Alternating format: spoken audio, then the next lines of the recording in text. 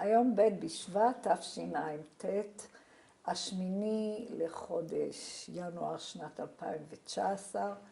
אני דינה שפט מטעם יד ושם, מראיינת את ויינפלד שושנה שנולדה בלג'אנס, פולין, ב-1931.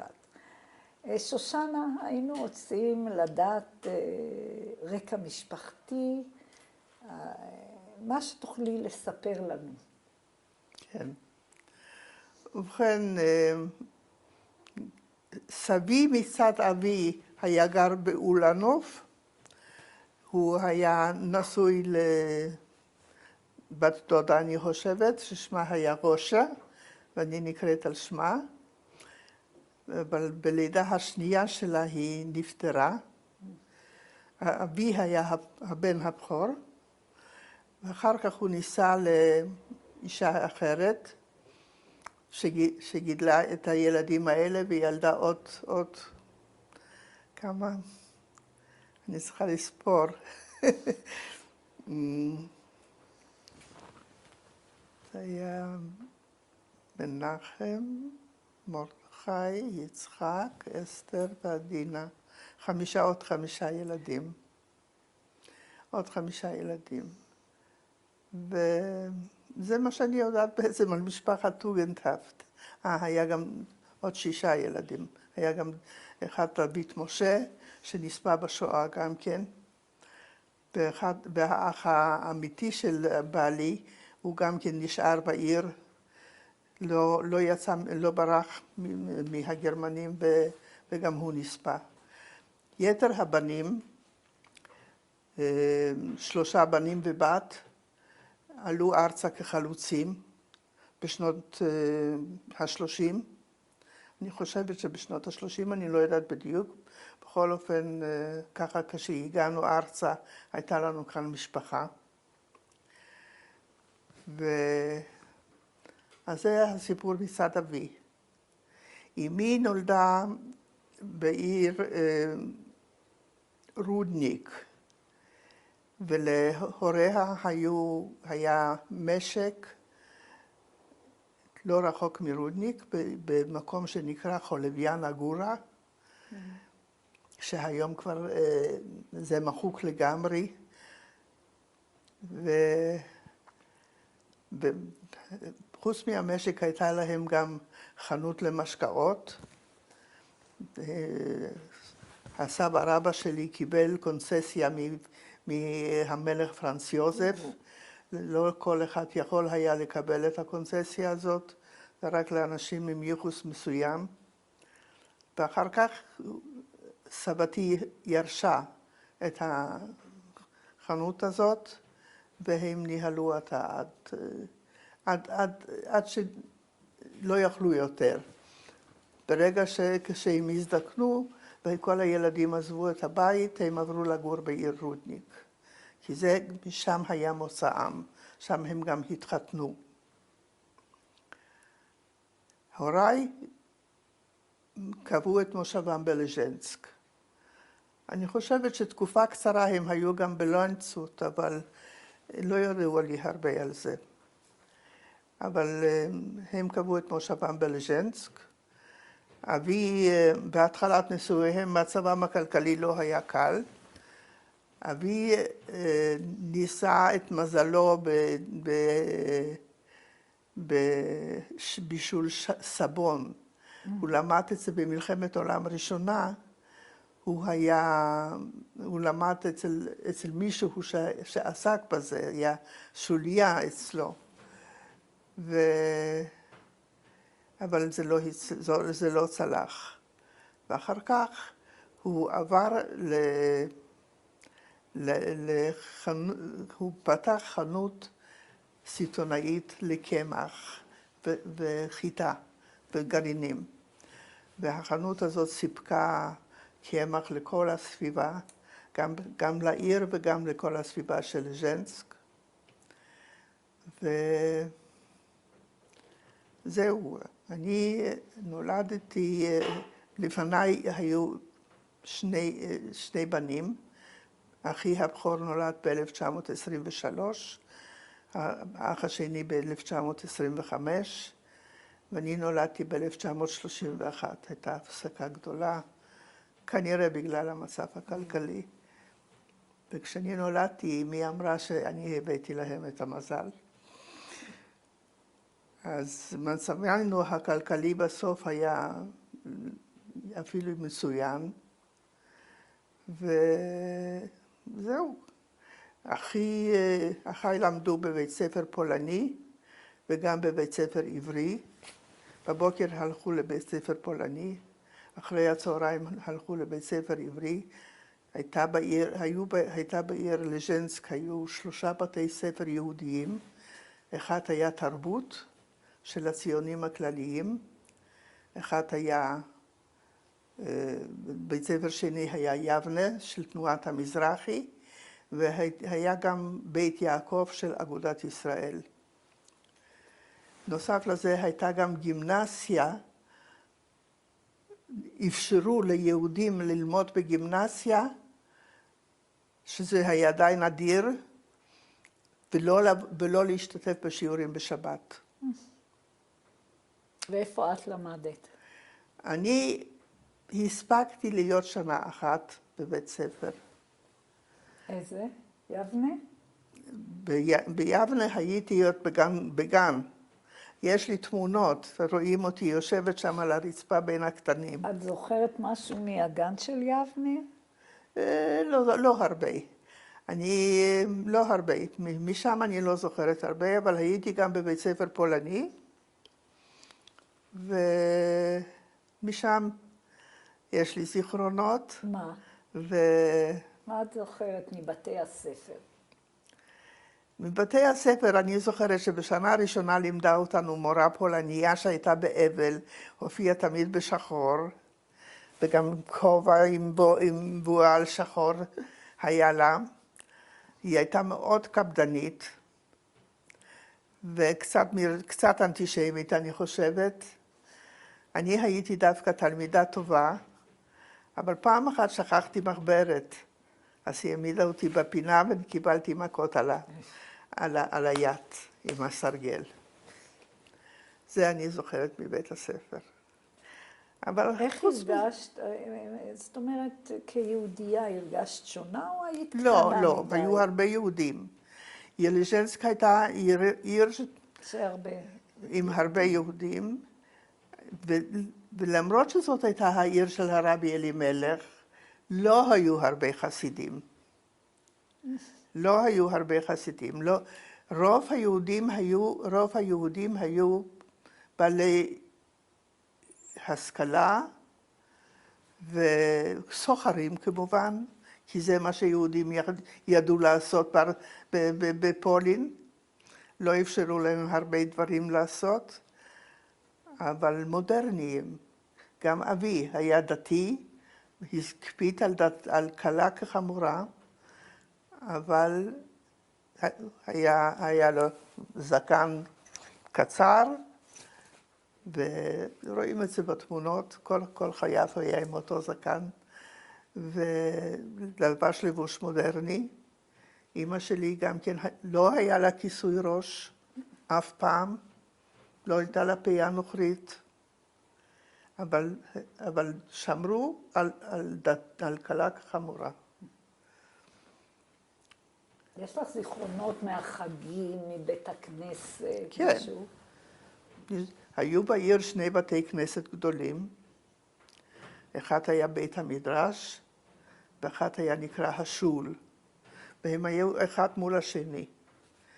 והיה גם רחוב בתי כנסת. כלומר, אלה היו 2 בתי הכנסת הגדולים. חוץ מזה היה גם מניין הקלויס, שזה, אני לא הכרתי הרבה אנשים שהלכו לקלויס, והיה גם בניין בבית הספר מזרחי. ואבי התפלל לרוב השנה, הוא התפלל במזרחי. הוא גם היה פעיל במזרחי. ורק בחגים, בימים הנוראים, היו הולכים לשול. לאמי היה מקום קבוע בשול, וגם לא היה גם מקום קבוע בשול. והילדים, אתם הילדים, הצטרפתם? כן, אני הייתי הולכת עם אמא לבית הכנסת, כן. אבל אמי הייתה הולכת לבית הכנסת רק בחגים, ואני ממשיכה את המסורת הזאת. אני לא הולכת בשבתות לבית הכנסת, רק בחגים.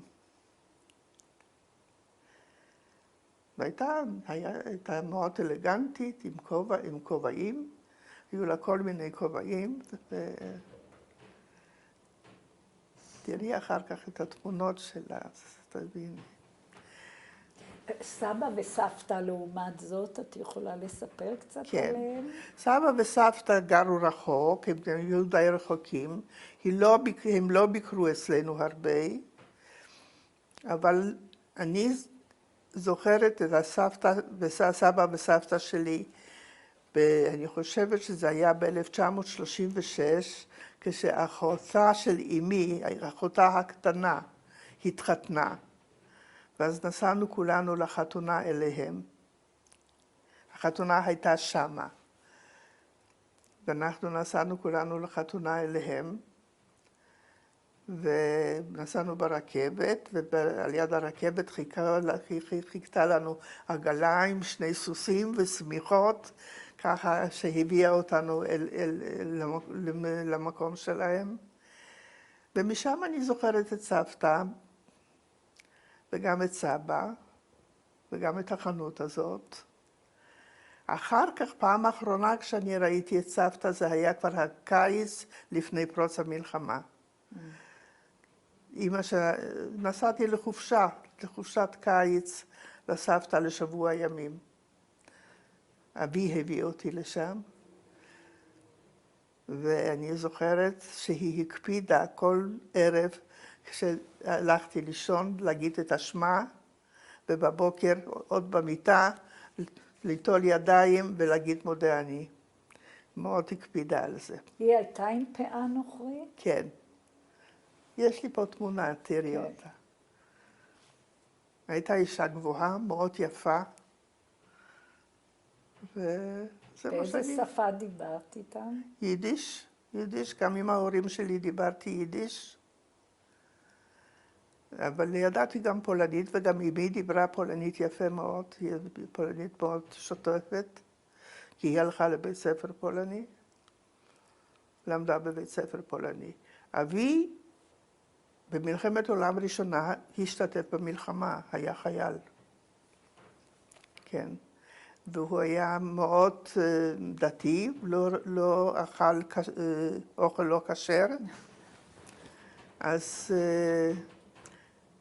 והוא היה מוצב, אני לא יודעת בדיוק איפה הוא היה מוצב, אבל אני יודעת שהייתה לו בת דודה בצ'כוסלובקיה, בפראג, שהייתה מאוד עשירה, הייתה ממש ביליונרית. היא הייתה בת דודה שלו, היא גם מהבית היא הייתה טוגנטהפט. שם המשפחה שלה אחרי זה היה ארליך. והיא היא הייתה שולחת לאבי את האוכל הכשר, נקניקים וכל מיני דברים כדי שיהיה לו בצבא. אחר כך, כשהיטלר עלה לשלטון, היה לה רחוב שלם של מחסנים עם סחורות. היא הייתה אישה מאוד מאוד עשירה. כשהיטלר עלה לשלטון, אז היא החרימה אותו, את גרמניה, והיא הפסיקה לספק להם סחורות. כשב-1939, כשהיטלר הכריז מלחמה על אירופה ועל פולין, אז בעיתון היהודי, היינט, הופיעה כתבה, אני חושבת, אני לא בטוחה אם זה היה עם תמונה שלה או בלי תמונה שלה, שהוא מוכן, שממשלת גרמניה מחפשת את הראש של האישה הזאת, תמורת 1,000,000 מרק. שם משפחתה היה ארליך? ארליך, כן. והיא הצליחה, היא קודם מילתה את כל המשפחה שלה ללונדון, והיא עוד נשארה מאחור ולקחה רכבת שלמה של סחורות.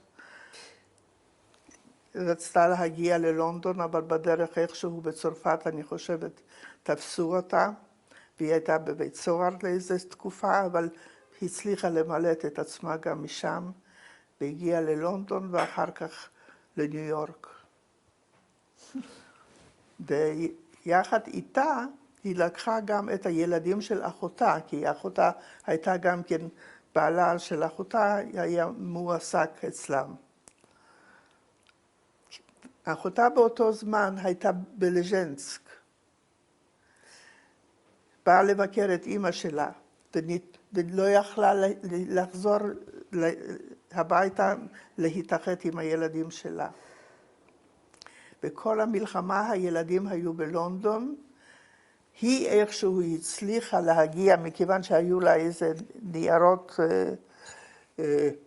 לא פולניים, אז היא הצליחה להגיע לליטא, ומליטא לארץ ישראל. והיא הייתה גרה בחיפה, ורק אחרי המלחמה היא התאחדה עם המשפחה שלה. סיפור, אה? כן. אז זה הסיפור הכללי. כן, אני הייתי, אבל עדיין, שושנה, ברשותך, הייתי רוצה, כי את סיפרת לי שדיברנו אתמול, שהיית גם בבית ספר יבנה. כן. אם יש לך איזה זיכרונות מבית הספר? תמונות יש לי. זיכרונות. זיכרונות לא. אני לא זוכרת הרבה. אני יודעת, אבל האחים שלי למדו בבית ספר יבנה. הם היו יותר גדולים ממני. כן. הם דיברו ביניהם בבית עברית. כי גם העברית שלך מאוד רהוטה. אני למדתי, אני ספגתי את זה כנראה, כי במלחמה שכחתי את הכל. כשחזרתי לגרמניה, למחנות העקורים, שם היו כבר בתי ספר עבריים, אני בקושי ידעתי לכתוב שאות עברית. אבל זה חזר לי מהר מאוד. אני מהר מאוד למדתי את העברית, ועד כדי כך שאני במחנה העקורים שמו,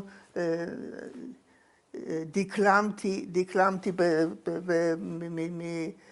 את ביאליק. אנחנו בוודאי שנדבר על זה. כן. או שאת רוצה עכשיו לדבר על זה. גם את זה אני זוכרת מילדות, אני זוכרת, את שואלת כל הזמן, שכן, אני לגמרי שכחתי מזה, שכשהייתי בת 5, שמו אותי על במה לדקלם את ביאליק. אז איפה למדת ביאליק? בגן הילדים? נתנו לי שיר לדקלם. בגן הילדים? כן. מעניין מאוד. אבל במחנה העקורים כבר דקלמתי, מה זה היה? אני כבר לא זוכרת איזה יצירה זאת הייתה. לא, שכחתי את היצירה. כן, אנחנו באמת מעניין אותנו מאוד המחנות העקורים. אבל רציתי עוד לדעת, אם יש לך עוד זיכרונות מהעיר, מי היו, אולי אני אשאל שאלה למשל, מי היו החברות שלך, ועוד שאלה, איך היו הקשרים שלכם עם השכנים הפולנים? אז ככה, קודם כל, איפה שאנחנו גרנו, בכל הסביבה כמעט ולא היו פולנים. היו קצת פולנים, אבל למשל האופה של העיר היה פולני. ואבי היה מספק לו סחורה.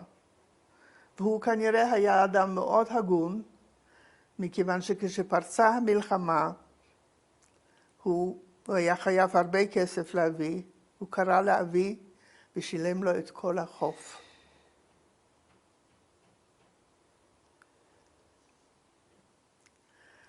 וזה הכסף שהיה לנו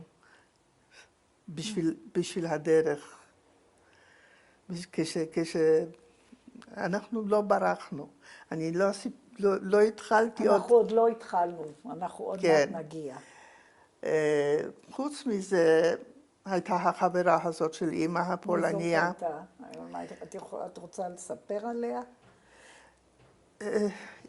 שמה היה קרולה בוש, כמו שכתבתי שם. היא הייתה גם כן אישה עמידה. אני לא זוכרת בדיוק במה הם עסקו. אני חושבת בסחר בחזירים או משהו כזה, אבל הם היו עמידים והייתה להם וילה בפאתי העיר.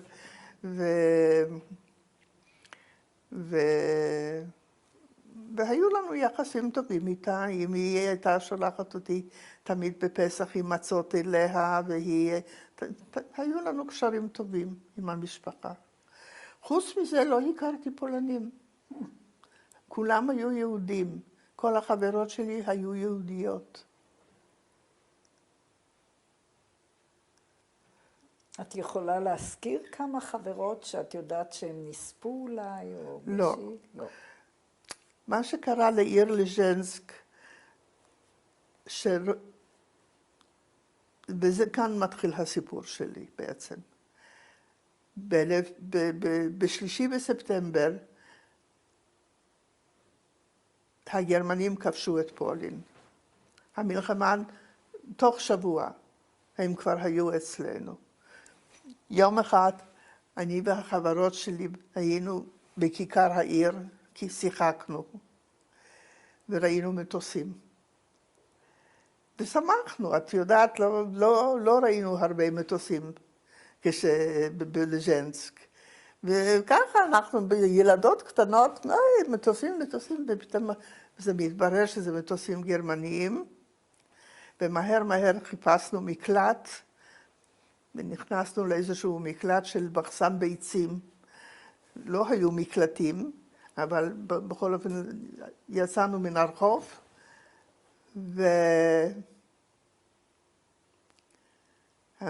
וההפצצה הזאת נמשכה כחצי שעה. זה היה יום שוק, והרבה עגלות עם סוסים נהרגו בדרך.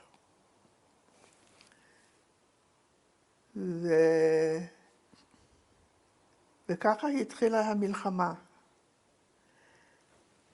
וזה היה בספטמבר, מיד אחרי זה היה ראש השנה.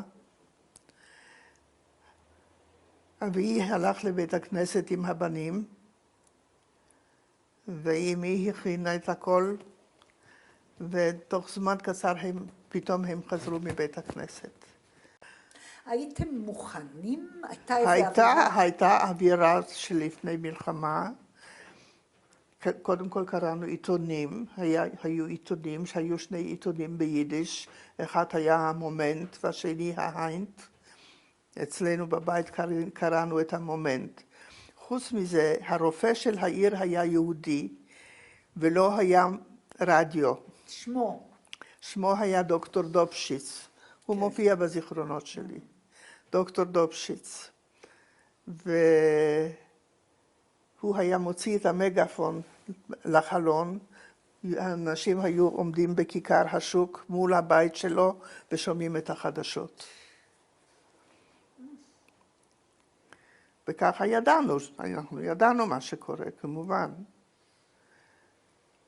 אבל שבוע אחרי שהם נכנסו, באותו ראש השנה, ההורים של אבי ואחיי הלכו לבית הכנסת, ותוך זמן קצר חזרו עם 2 אורחים, שכבר היו פליטים מהעיר ז'שוף,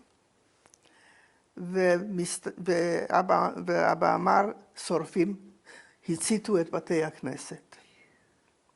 וכל המתפללים, על המתפללים, כל המתפללים ברחו. אבא היה שם גם? מה? אבא שלך גם היה? כן. אבל הם כולם, ברגע שהרגישו שמציתים את בתי הכנסת, כולם עזבו את בתי הכנסת והלכו הביתה. אנחנו התיישבנו לאכול את ארוחת החג, כרגיל. אחרי ההצתה הזאתי? כן.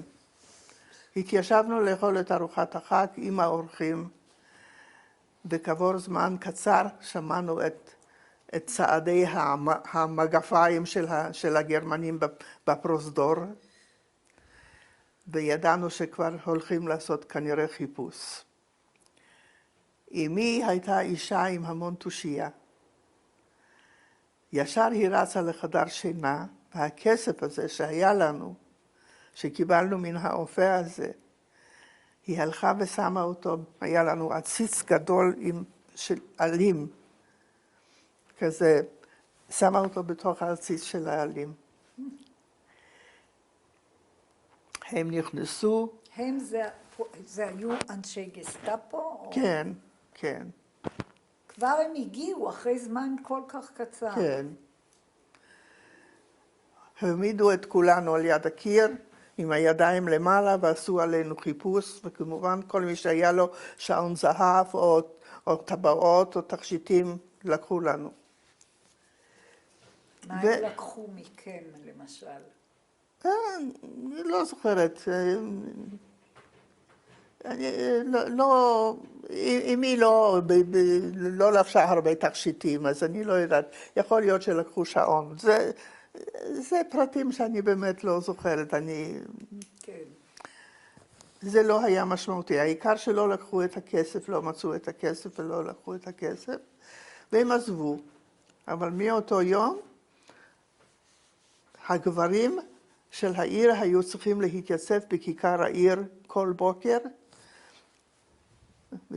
כביכול לכל מיני תרגילים, והדבר הראשון שהם עשו זה את התרגיל המקובל אצלם, חתכו, גילחו חצי זקן, הורידו פיה אחת, הריצו אותם.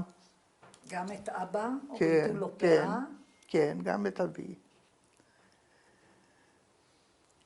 הריצו אותם, ויום אחד הריצו אותם, ואבא שלי נקע רגל. אחרי שהוא נקע רגל, הוא כבר לא יכול היה יותר להופיע שם.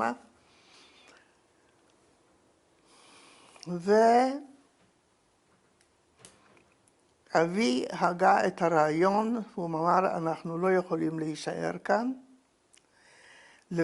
לפחות הגברים חייבים לברוח. אז הוא החליט שהוא ושני הבנים הגדולים נוסעים לאביו שהיה תחת שלטון רוסי, ואנחנו נצטרף באיזשהו שלב. אמא ושני הקטנים, שני הילדים הקטנים, אני ואחי הקטן. היינו 4. והכל היה מוכן וארוס, והעגלה עמדה בחוץ וחיכתה, ואבי בא להיפרד מאיתנו, ממני ומאחי הקטן. ושנינו היינו עוד קטנים, אבל הבנו את גודל המעשה, ופרצנו בבכי נוראי. ואבי אמר, אני לא נוסע, אני לא יכול. מה שיהיה, גורל אחד יהיה לכולנו. וזה באמת היה, באמת הצלה. נשארנו, אבל תוך זמן קצר, בערב סוכות, 1939, היה הסכם בין הרוסים והגרמנים על הזזת הגבולות. והנהר סן, שעל גדותיו העיר לז'נסק נמצאת, יושבת, הוא גבול. והגרמנים החליטו שהם לא רוצים יהודים על הגבול. אלמנט עוין, והם לא רוצים אלמנט עוין על הגבול, והחליטו לגרש את כל היהודים מן העיר. ערב סוכות, יום גשם נוראי, זה אני לא אשכח אף פעם. הרשו לנו לקחת רק תרמיל גף, עם דברים הכרחיים ביותר, הצעידו אותנו לכיוון הנהר. היה לנו עגלון, זה שהיה מחלק את הקמח והגרעינים לכל הסביבה, שעבד אצלנו הרבה שנים, והוא היה פולקסדויטש. את יודעת מה זה? ברור. אז כמובן שכשהגיעו הגרמנים הוא עלה לגדולה, והוא בא והציע לנו שהוא ייקח את כל החפצים שלנו על העגלה, והוא יעביר אותה את הנהר, שאנחנו לא נצא חסרי כל. אנחנו האמנו לו, מכיוון שהוא היה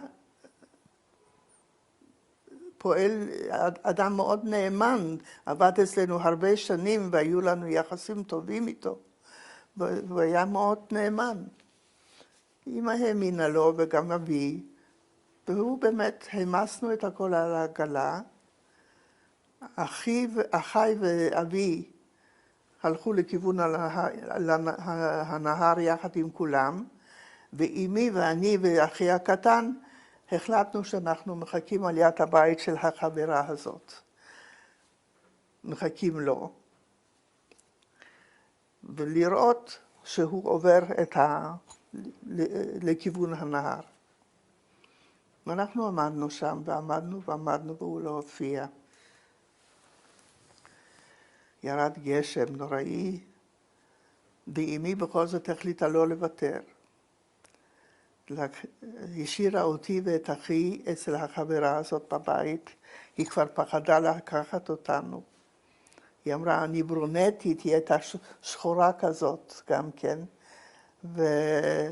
והם חושבים שאני יהודייה, אבל היא בכל זאת לקחה אותנו. ואמי חזרה לעיר לחפש אותו, והיא לא מצאה אותו. ועברנו את הנהר בלי כלום. רק עם התרמיל על הגב. כלום. שבוע ימים אמי ישבה על גדות הנהר, וחשבה שהוא בכל זאת יופיע. ואיפה אתם הייתם? גם עם אמא? השבוע הזה, בתוך השבוע? היינו יחד עם כולם.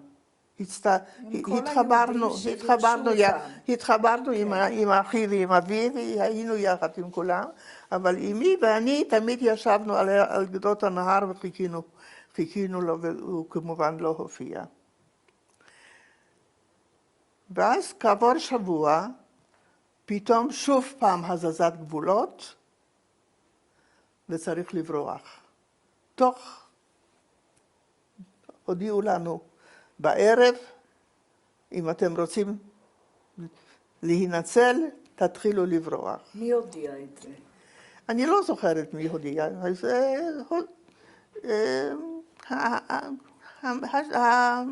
השלטון המקומי. וכמובן קמנו כולנו והתחלנו לרוץ. גמרנו באותו יום 50 קילומטר. פשוט ברגל. ולאן הגעתם? והגענו בערב לכפר שנקרא אדמובקה.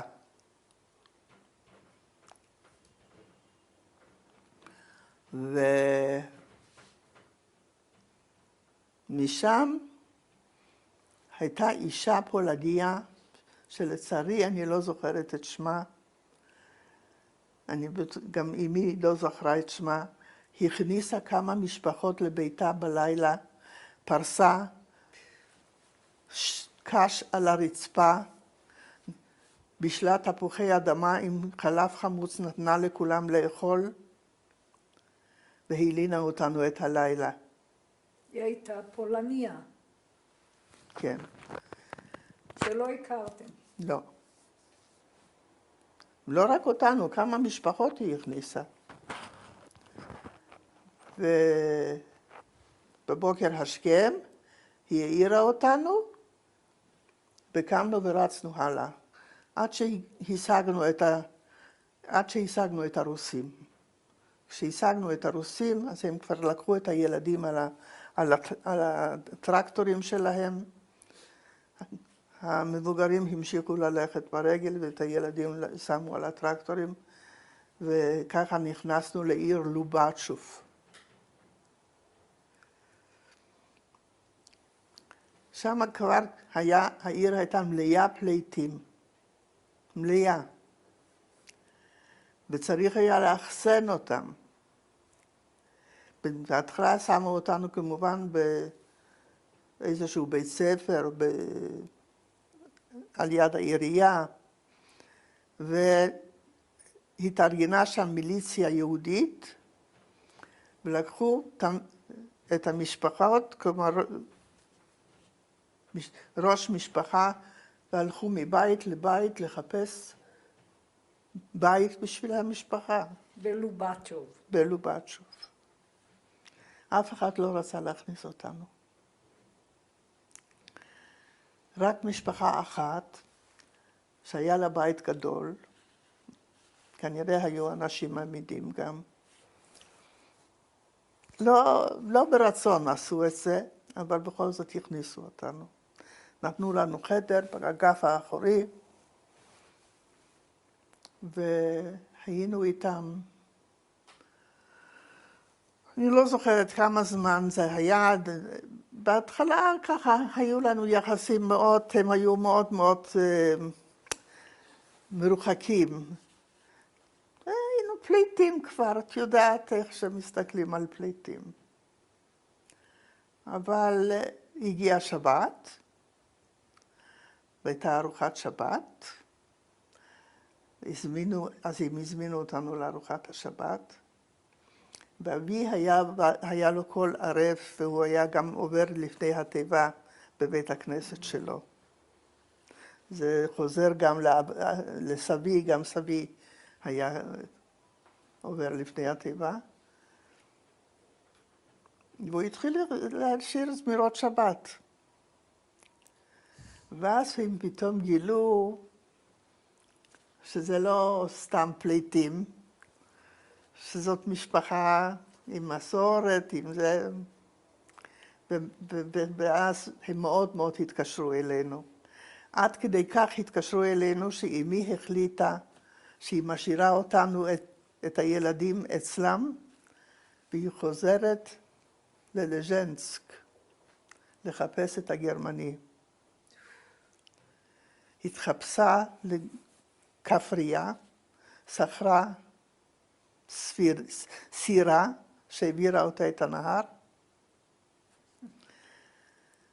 נכנסה לעיר ב3 לפנות בוקר, ודפקה על הדלת של החברה הזאת, והיא הכניסה אותה. ובבוקר מוקדם, בעלה של החברה רתם את הסוסים, ולקח אותה לכפר של הגרמני. היא הגיעה לשם לפנות בוקר, ככה מוקדם בבוקר, והיא ראתה, חיכתה עד שתזרח השמש ויתחיל הבוקר, והיא פתאום ראה את בעלת אשתו של הגרמני בגינה, עובדת בגינה. ניגשה אליה, והיא מאוד נבהלה כשהיא ראתה אותה. לא, הגרמנים לקחו את הכל. אדם איננו, שמו היה אדם. אדם איננו, הוא בלז'נסק, הוא בלז'נסק, מנהל את החנות של פוטר בייטל. פוטר בייטל זה היה האיש העשיר ביותר בעיר, שהייתה לו חנות של ברזל. אז, והוא אומר, הגרמנים לקחו את הכל, לא נתנו לו לעבור ולקחו את הכל.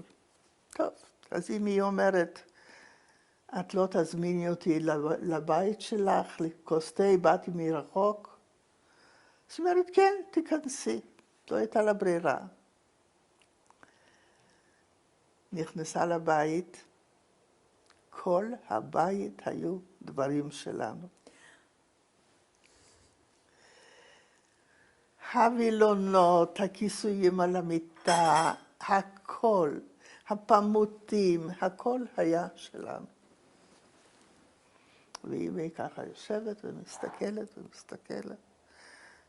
אז היא אומרת, אני חושבת שזה שלי וזה שלי וזה שלי. אז היא אומרת, תראי, אנחנו נחכה לאדם עד שהוא יבוא לצהריים. היא אמרה, טוב, נחכה לאדם. ואדם בא, והוא נבהל. אבל הוא היה הגון. את הווילונות היא לא לקחה, אבל את הכיסויים היא לקחה כי הם היו יקרים מאוד. את הפמוטים היא לקחה. שמיכות, קרים, בגדים לילדים. חזרה עם עגלה עם חפצים. והוא עוד הביא אותה אל החברה הזאת. ואני כותבת את זה בזיכרונות שלי, שבסופו של דבר, הוא יכול היה למסור אותה לגרמנים אם הוא רצה. מעניין, זה גם האומץ של אמא שלך לחזור לג'נס. זה לא יסולא בפס. אמי הייתה גיבורה אמיתית, וזה לא היה מעשה הגבורה היחידי שהיא עשתה במלחמה. אנחנו שרדנו כמשפחה בזכות אמי. מאיפה, מה באמת, אני הייתי רוצה לדעת קצת על אמא קצת יותר מהרקע שלה. היא למדה בגימנסיה, היא למדה... לא, היא לא למדה בגימנסיה, היא גמרה בבית ספר רגיל. ואז היא עבדה, או כי באמת... לא, היא לא עבדה. אומץ מבית יהודי זה די נדיר. היא כמעט ניהלה שם את החנות הזאת. היא הייתה, היא מטבעה הייתה אשת חיל כזאת. כן. כן.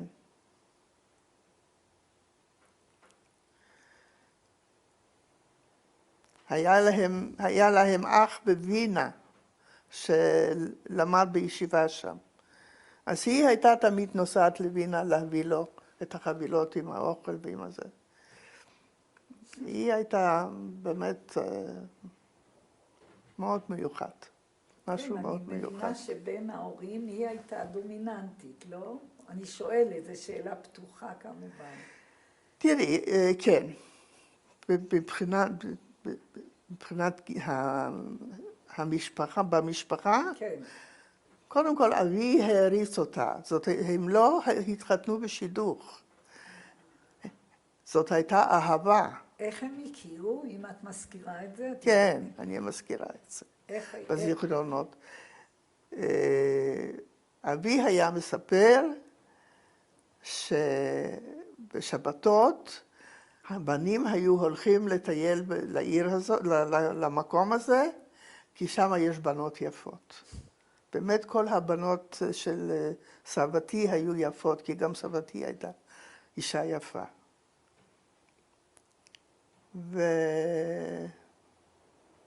וככה הוא ראה, הם טיילו, הבנים בצד אחד והבנות בצד שני, ככה מטיילים, והוא ראה את אמא שלי והתאהב בה, ואז הוא שלח,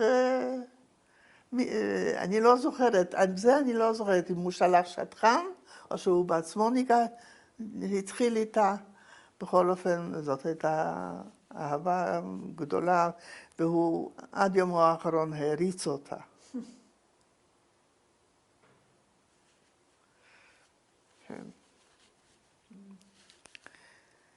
אז זהו, זה היה מעשה הגבורה הראשון של אמי. אחר כך כשאבי חזר, אז הוא נסע לאוקראינה הצפונית, כי משם הוא היה מייבא את הקמח. אז רגע, הוא עזב את לובצ'וב ונסע כן, נסע לעיר טרמבובלה, שזה על יד טרנופול. שם היו לו כמה אנשים שהיו בעלי תחנות קמח, שהיו מספקים לו את הסחורה שהוא היה משווק. והם עשו לנו דירה, ואנחנו קבענו את מושבנו שם, בסוף. תזכירי את שם המקום בבקשה. מה? טרמבובלה.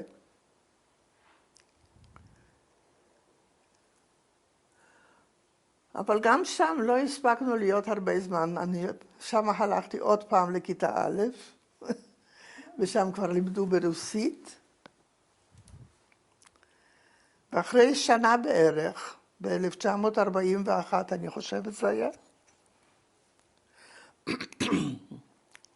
בספר אני מזכירה גם את התאריכים, את השנים, מתי זה קרה. הרוסים פנו אל כל הפליטים שנתנו להם שתי אפשרויות, או לקבל אזרחות רוסית, או לחזור הביתה. כמובן שכולם רצו לחזור הביתה. חשבו שזאת תהיה מלחמה קצרה, שהיטלר הוא מגלומן, ושזה לא, המלחמה לא תימשך יותר מחצי שנה, ושנוכל לחזור הביתה. עד שיום אחד אמרו שלוקחים אותנו הביתה. כך בכל אופן הם הודיעו. הרוסים. כן. פשטה השמועה ביום שישי אחד, שב-12 בלילה באים לקחת את כל האנשים. אני כבר למדתי שם בכיתה א', עוד פעם בכיתה א', והייתה לי חברה טובה יהודייה, ואני יותר ביליתי את הזמן אצלם מאשר אצלנו, כי הבית כבר לא היה אותו בית, את יודעת, שם היה עוד בית נורמלי. זאת אומרת, היא הייתה ילידת המקום. כן, החברה כן, הזאת. כן. ואני רואה ביום שישי בצהריים, האמא של החברה נכנסת לגינה של הבית שלנו, לקחת את אמי הצידה, והיא אומרת לה, תשמעי, היום בלילה באים לקחת אתכם. תשאירי לפחות את הילדה. תצילי את הילדה. אמי אמרה לא. אנחנו קיבלנו החלטה כבר מזמן שאנחנו לא נפרדים. וזה באמת כך היה, ב-12 בלילה הם באו, לקחו אותנו, העמיסו אותנו על קרונות של בהימות. כל השבת עמדנו בתחנת הרכבת. העיר, אנשי העיר המקומיים, כן. פשוט באו עם הסירים של הצ'ולנט ושל כל המאכלים שהכינו לשבת והביאו לאנשים. והם ריחמו עלינו נורא. ובלילה סגרו את הקרונות, והם אמרו, אתם נוסעים הביתה. ובלילה כמובן שלא יכולנו לדעת לאן אנחנו בדיוק נוסעים, ורק בבוקר ראינו שאנחנו נוסעים מזרחה ולא מערבה. והבנו שאנחנו נוסעים לרוסיה. חודש ימים היינו בדרך, בתנאים לא תנאים בכלל, נוראים. הקרונות היו מלאים וגדושים, בלי שירותים, עם חור באמצע הקרון, מאחורי וילון. בלילה היו פותחים את הקרונות באיזושהי תחנה, מרשים לנו לצאת, לקחת קצת מים חמים, כי ברוסיה, בתחנות הרכבת, יש קיפייטוק, מים חמים שאפשר לקבל. היו מכניסים לנו מדי פעם איזשהו מרק בימי, זה היו תנאים נוראים. איפה עשו, מה היה עם השירותים, עם שירותים, איך היו? לא היו שירותים, הרכבת עצרה. לא, היה חור בתוך הקרון, מאחורי וילון. כן, אוקיי, לזה אני מתכוונת. זהו, זה היה קשה, זה היה מסע. מה הילדה, אם את זוכרת? חודש ימים נסענו. מה הילדה, אתם הילדים, ההורים, אני שואלת, מה את זוכרת כילדה, מה הילדה עושה, איך אתם מעבירים, אתם ילדים, אתם מוצאים איזה משהו לשחק ביניכם, אתם יושבים כל הזמן ליד ההורים, הלוא אי אפשר לשבת. כן. כל היום אתם יושבים ליד ההורים? כן. ובסוף הורידו אותנו באיזשהו זה נקרא פסיולוג, מקום גזירה, כך קראתי לזה.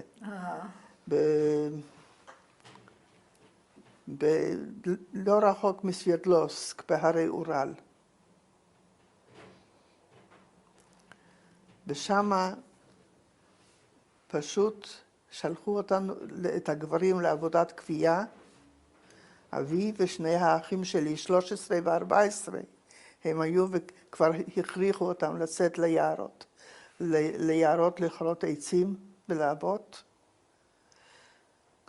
קור של -50, ואוכל על נקודות, על כרטיסים. מה היה? המגורים היו גם כן בקסר קטין צבאי, בתוך ברקים כאלה. קיבלנו חדר עם מטבח משותף לכמה דיירים, שירותים גם כן. מים לא היו, אמי הייתה הולכת לכבס את הכביסה לנהר. וצריך היה לסחוב את המים מן הנהר. ככה, מדליים.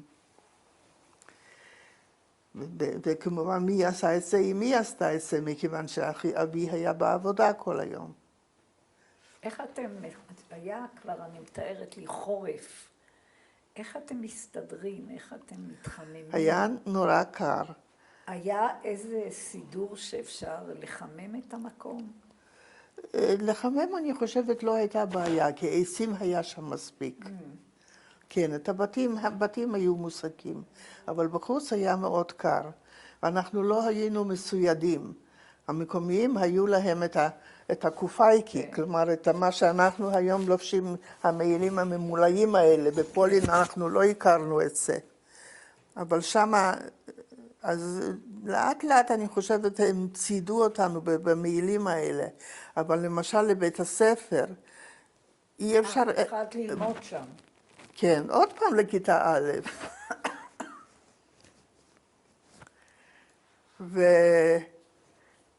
וקיבלתי, במגפיים רגילים זה לא הספיק, מכיוון שהשלג היה ככה וזה היה חודר.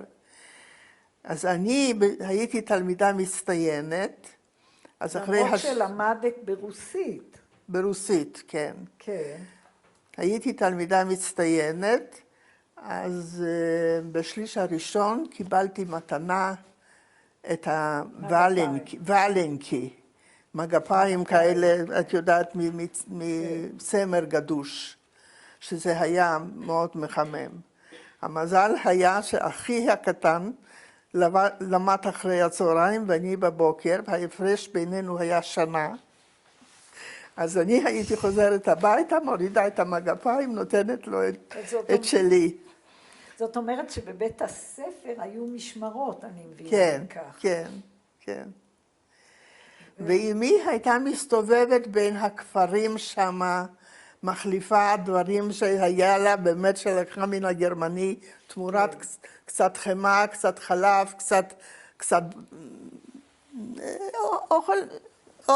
אוכל, מכיוון שחוץ והיא הייתה טועה לפעמים שם ביער. בטח, היא לא הכירה את המקומות. בוודאי, ופעם היא חזרה בלילה מאוחר, ואנחנו היינו מאוד מודאגים. היא אמרה שהיא פשוט טעתה, היא הסתובבה מסביב, והיא לא יכלה למצוא את היציאה.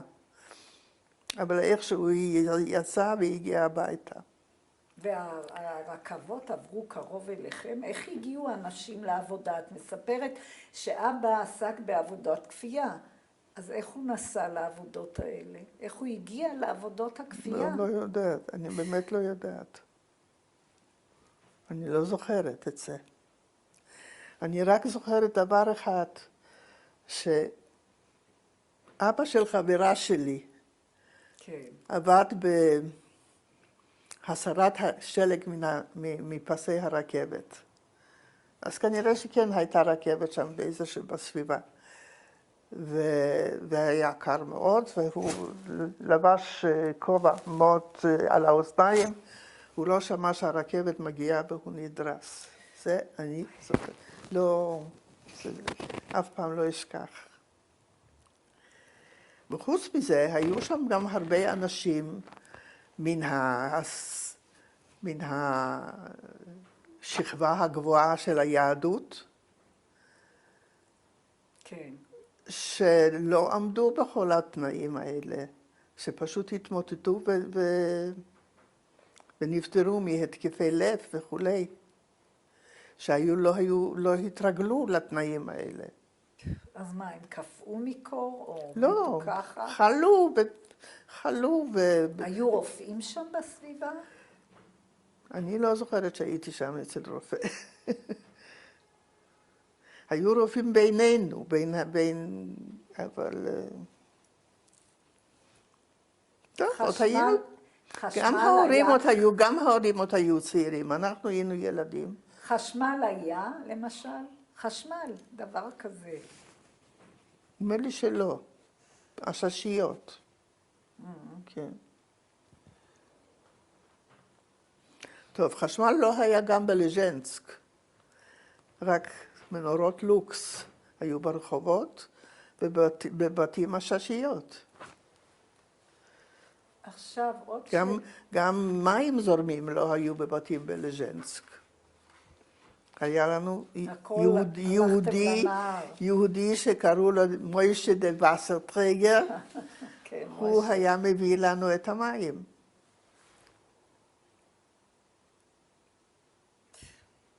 מה אתם הילדים באמת, עכשיו עוד פעם שאלה, הלכתם לבית הספר, ומה עשיתם כל הזמן? איפה? בסיביר? כן. שום דבר מיוחד.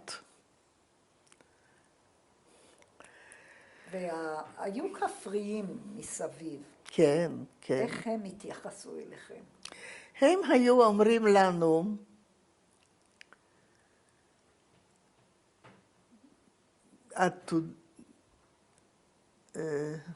אני כתבתי את זה. לא משנה, בערך. לא, אני צריכה... הם היו אומרים לנו מפה, לא, היה להם אמרה כזאת. איפה זה הספר שלי? עתודה, נקודה, никогда.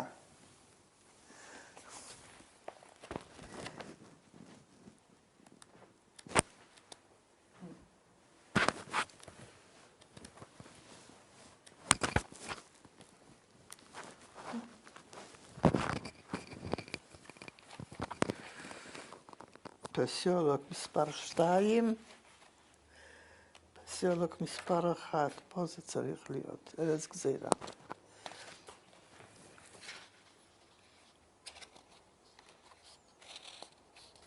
זה לא נורא אם את לא מוצאת. אני אמצא את זה. הנה זה. עתודה, נקודה, נקודה. אני זכרתי. כן, מכאן אף פעם לא. לא תצאו. לא תצאו. אלה היו הקולקים של הצאר שסטלין הגלה בזמן המהפכה ב-1917. אז היחס שלהם אליכם לא היה חיובי, אני מבינה. הם לא היה לנו קשר איתם, בואי נגיד כך. זאת אומרת, ועזרה, לא הייתם צריכים לפעמים עזרה מאנשים? לא ביקשנו. רק פעם אחת אני זוכרת, אמי הייתה עושה את הכביסה ליד הנהר, כפי שאמרתי, ואני בדרך כלל הייתי מלווה את אמי. והיה מאוד קר כבר, זה לא היה עוד אמצע החורף, אבל כבר היה מאוד קר, ידיים קפאו לה בדרך והיא הרגישה פתאום נורא על סף עילפון, אז החלטנו להיכנס לאחד הבתים האלה, לרוסיה, להתחמם. והיא קיבלה אתכם. היא קיבלה אותנו, כמובן. והיא כל הזמן אמרה, אני הייתי עוד ילדה, והיא כל הזמן אמרה, אנה אומיירית, היא הולכת למות. היא הולכת למות. הייתה מאוד חיוורת, ממש על סף עילפון מהקור. וזה הפחיד אותי נורא. אבל היא התאוששה, התחממה, והמשכנו הביתה. אתם הילדים, עוד פעם אני חוזרת, כי הייתי ילדה בת 10, 11. בכל אופן, עוד פעם מאוד, אני הייתי רוצה לדעת מה ילדים עושים. שום דבר, את ליווית את אמא שלך, אוקיי. האחים שלי היו בעבודה. את וחברותייך, היו לך חברות שם בגילך? היו לי חברות, אבל לא היה... זה לא היו חיים נורמליים. האם בזמן כזה אבא שהיה איש דתי, הוא למשל היה איתו תפילין? היה לו את התפילין כל הזמן, אבל בסיביר אני לא זוכרת שהיה איזושהי התכנסות לתפילה. בסיביר, בפסיולוג הראשון, כי אחרי שנה או שנה וחצי שהיינו שם, העבירו אותנו למקום אחר. והמקום השני היה קצת יותר נורמלי. ואיך הוא נקרא המקום השני? זה היה על יד תבדה. הראשון, אני אפילו לא יודעת את השם שלו. אני קוראת לזה פסיולוג, ארץ גזירה. את קוראת לזה או ככה זה נקרא? ככה זה נקרא. ככה זה נקרא. לצערי, החברה הזאת שהכרתי בטרמבובלה, שרצתה שאני אשאר איתה, הם היו שולחים לנו חבילות לשם. ובטח על החבילות היו כתובות. כן. אבל זה היה אצל אמי, ואני לא, זה לא נשאר לי. לא נשארה לי הכתובת של המקום. זאת אומרת שפיאסיולוג זה שם לא למקום מסוים, אלא לתיאור של החיים. לא הבנתי את השאלה. את קוראת לזה פיאסיולוג. פסיולוג, כך הם קראו לזה. האם זה שם גיאוגרפי? זה לא שם גיאוגרפי, לא. לא, זה שאלה. זה ארץ גזירה. כן. כן? זה כמו מעין מחנה אסירים. וזה היה בערי אורל. זה היה בערי אורל, כן. אחר כך העבירו אותנו קרוב יותר לתבדה, ושם כבר היו בתים דו-משפחתיים, וגם כן, דו-משפחתיים, אז אנחנו היינו משפחה של 6 נפשות, היה לנו חדר אחד, שבמרכזו היה תנור, ואני זוכרת שהאחים שלי היו ישנים איכשהו על התנור למעלה, ואנחנו היינו למטה, ובחדר השני הייתה עוד משפחה, היה זוג, ואישה אמריקאית שגם כן נקראה לפולין. איך היא הגיעה אישה אמריקאית לשם? זהו, היא נקלעה לפולין בזמן המלחמה, לפני שפרצה המלחמה, באה לחופשה, כן. כמו הדודה שלי, והיא לא יכלה כבר לחזור. והם הגלו אותה יחד איתנו. אז, אבל היא הצליחה, כלומר המשפחה שלה הצליחה להוציא אותה משם. אני זוכרת את היום הזה כשהיא עזבה את המקום וחזרה הבית לאמריקה. שאיך שאנחנו כינינו בה, ואמרנו, נו, יש תקווה, אולי גם אנחנו עוד פעם נצא מפה. את אומרת שפה התנאים היו יותר טובים, ככה כן, ציינת. מבחינה זו שהיה על יד הבית, הייתה חלקת שדה גדולה, ואימי, כמו אימי, עם המון תושייה, החליטה שהיא הולכת בשדה לשתול תפוחי אדמה. אף אחד לא עשה את זה. והיא שתלה תפוחי אדמה, והיה לנו יבול יוצא מן הכלל. עד כדי כך שהרשו לנו לצאת העירה ליום שוק למכור תפוחי אדמה.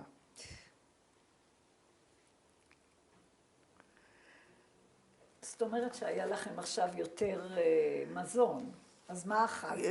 עדיין, צריך היה לעמוד בתור בשביל סוכר ובשביל קמח ובשביל לחם, בשביל זה היו תורים גדולים. אבל היה לנו תפוחי אדמה. כן. כן. ואיך היו שם החיים שלכם? ושם הלכתי לבית ספר רוסי. אני זוכרת שנסעתי לבית הספר על סקי.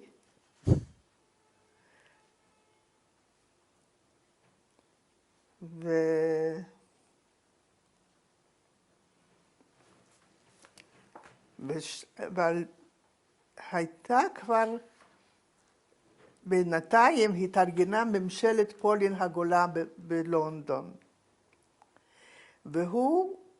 הם התחילו לדאוג לפליטים הפולנים, היה לו יחסים טובים עם סטלין, והוא עשה כל מיני הסכמים עם סטלין, והוא התחיל לדאוג לכל האזרחים הפולנים שנמצאים על אדמת רוסיה. ויום אחד התבשרנו שמשחררים אותנו מן המחנות. לפני שנמשיך על זה, אם את זוכרת עוד, יש לך זיכרונות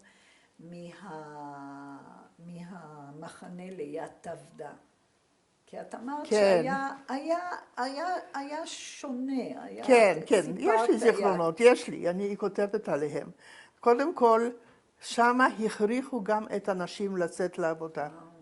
זה כבר שינוי. ואבי בשום אופן לא רצה שאמי תלך לעבוד, אז הוא עבד שם שעות נוספות. מה הוא עשה? גם כרת עצים? שמה הוא לא כרת עצים, שמה הוא היה מעמיס את העצים על דוברות.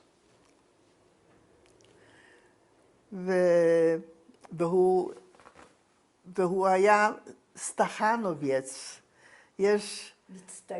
מצטיין, כן. בגלל שהוא עשה את השעות הנוספות ועשה מעבר לנורמה, אז הוא היה סטחנוביץ, ובזכות זה אפשרו לאמי לא לצאת לעבודה. זה היה... האם היה פה חשמל? האם התנאים... לא, חשמל גם פה לא היה.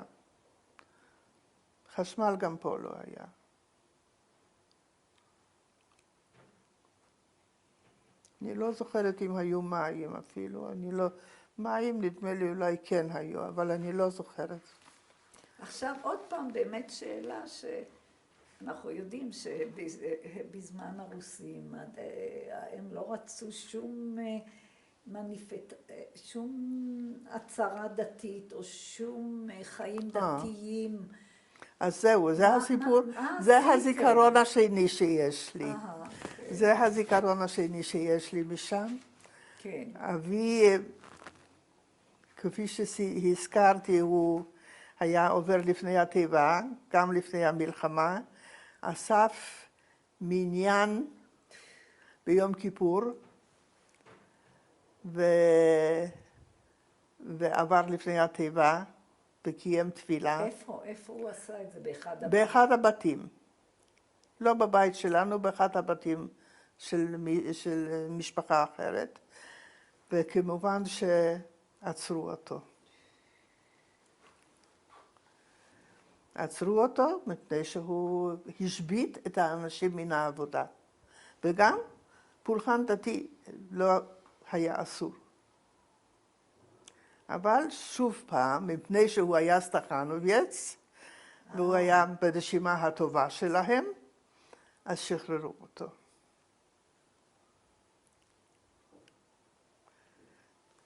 כמה זמן הוא היה, והם אסרו אותו בגלל זה? 24 שעות, אני חושבת, אולי קצת יותר, כן.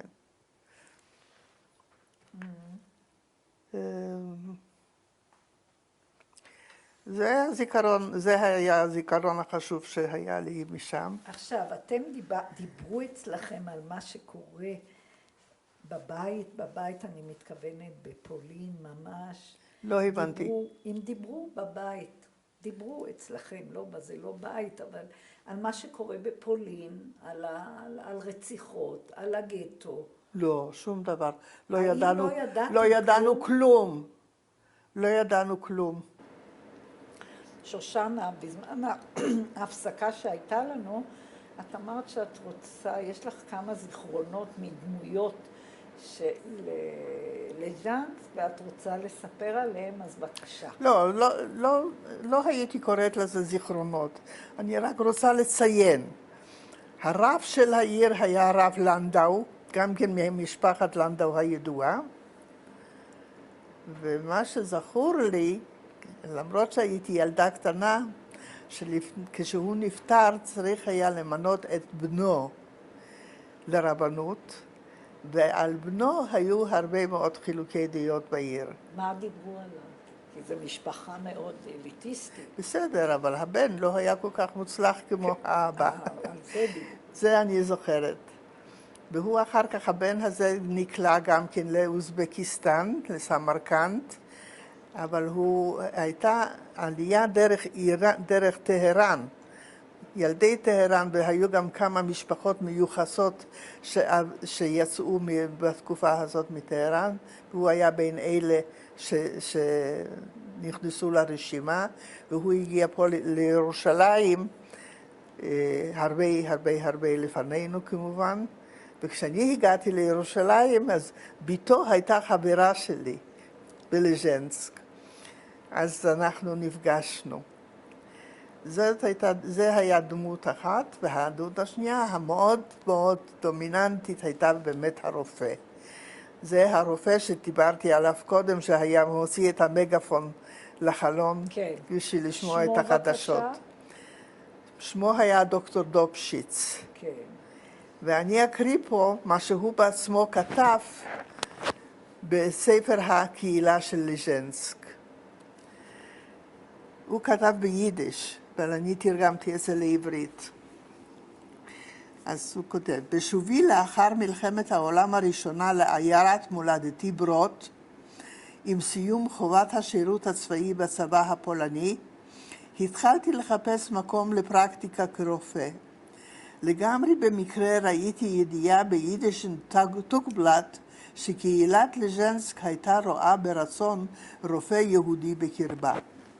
למען האמת הייתי ספקן למדי, כי בעיר לז'נסק כבר היו 2 רופאים לא יהודים. בנוסף, הייתה העיר ידועה באוריינטציה קתולית קלריקלית, ונתונה תחת ההשפעה של המנזר הדומיניקני,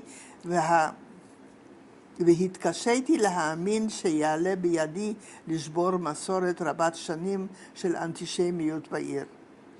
הגשתי את מועמדותי וקיבלתי את המשרה. זמן קצר לאחר שהתיישבתי בעיר, נקראתי לאמצע הלילה לאזרח מספר 1 של העיר, הנוטריון נבינסקי. מדובר היה בהתקף לב, על סף מוות.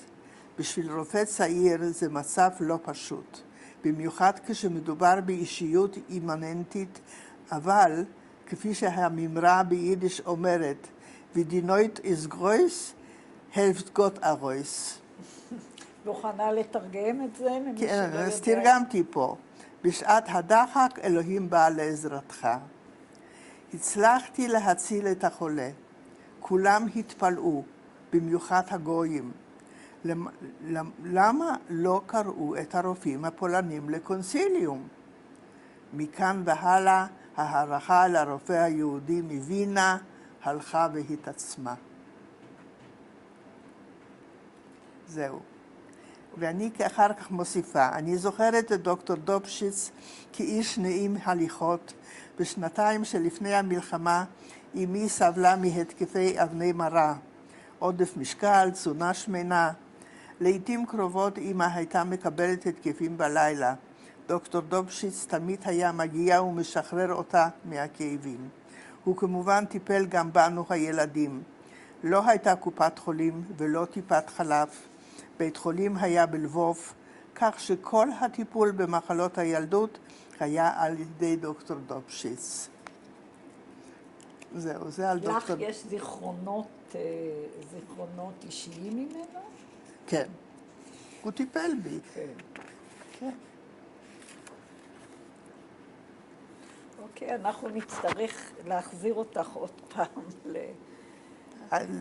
להחזיר אותי לרוסיה. לרוסיה, כן. להחזיר כן. אותך לרוסיה, ודיברנו, אם את זוכרת, עוד כמה דברים מהחיים שלכם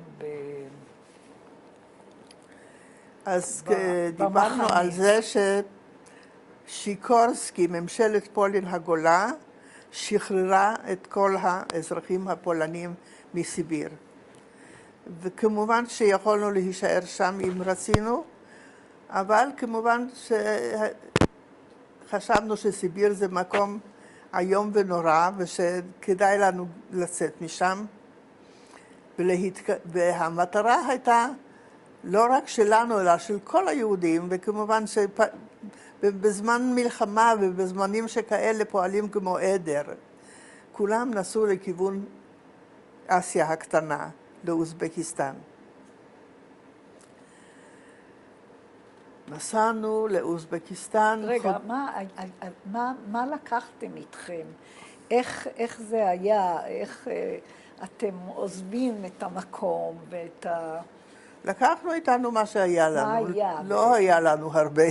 כן. רהיטים לא לקחנו. כן, לקחנו בגדים, חפצים, מה שהיה לנו. לא היה לנו הרבה. אבל הנסיעה הייתה נסיעה ארוכה ומייגעת, עם הרבה תחנות שעמדנו בלי לזוז, ועם מחסור של אוכל.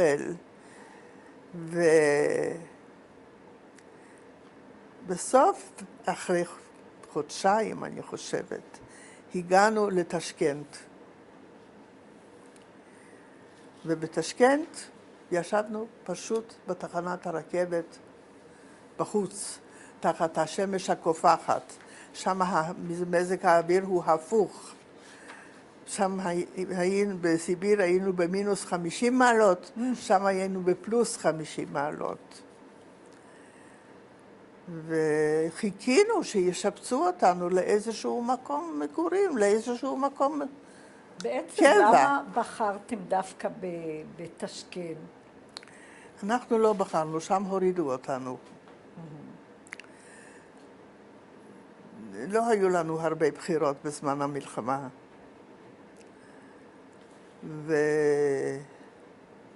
וכמונו היו אלפים. עד ששיפצו, אני זוכרת בשמש הקופחת הזאת גם מקרה אחד שאחי, מהחום הגדול, אחי הגדול קיבל שטף דם מן האף, אני זוכרת אפילו. בסופו של דבר שלחו אותנו לאיזשהו קולחוס. ובקולחוס היה לנו לא רע. אבל אחרי חודש אמרו לנו, לא, אתם עוברים למקום אחר. כן, עוד דבר שאני רציתי לציין, שם באוזבקיסטן, כשהגענו באמת לקולחוס, בעיר הקרובה לקולחוס היו הרבה יהודים בוכרים כבר.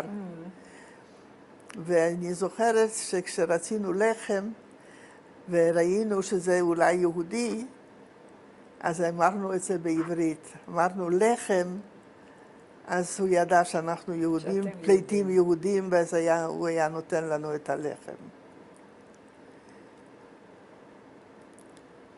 אבל במקום הזה היינו זמן קצר, באופן יחסי. כמה זמן? בערך שנה. אם את יכולה לספר על החיים באוזבקיסטן.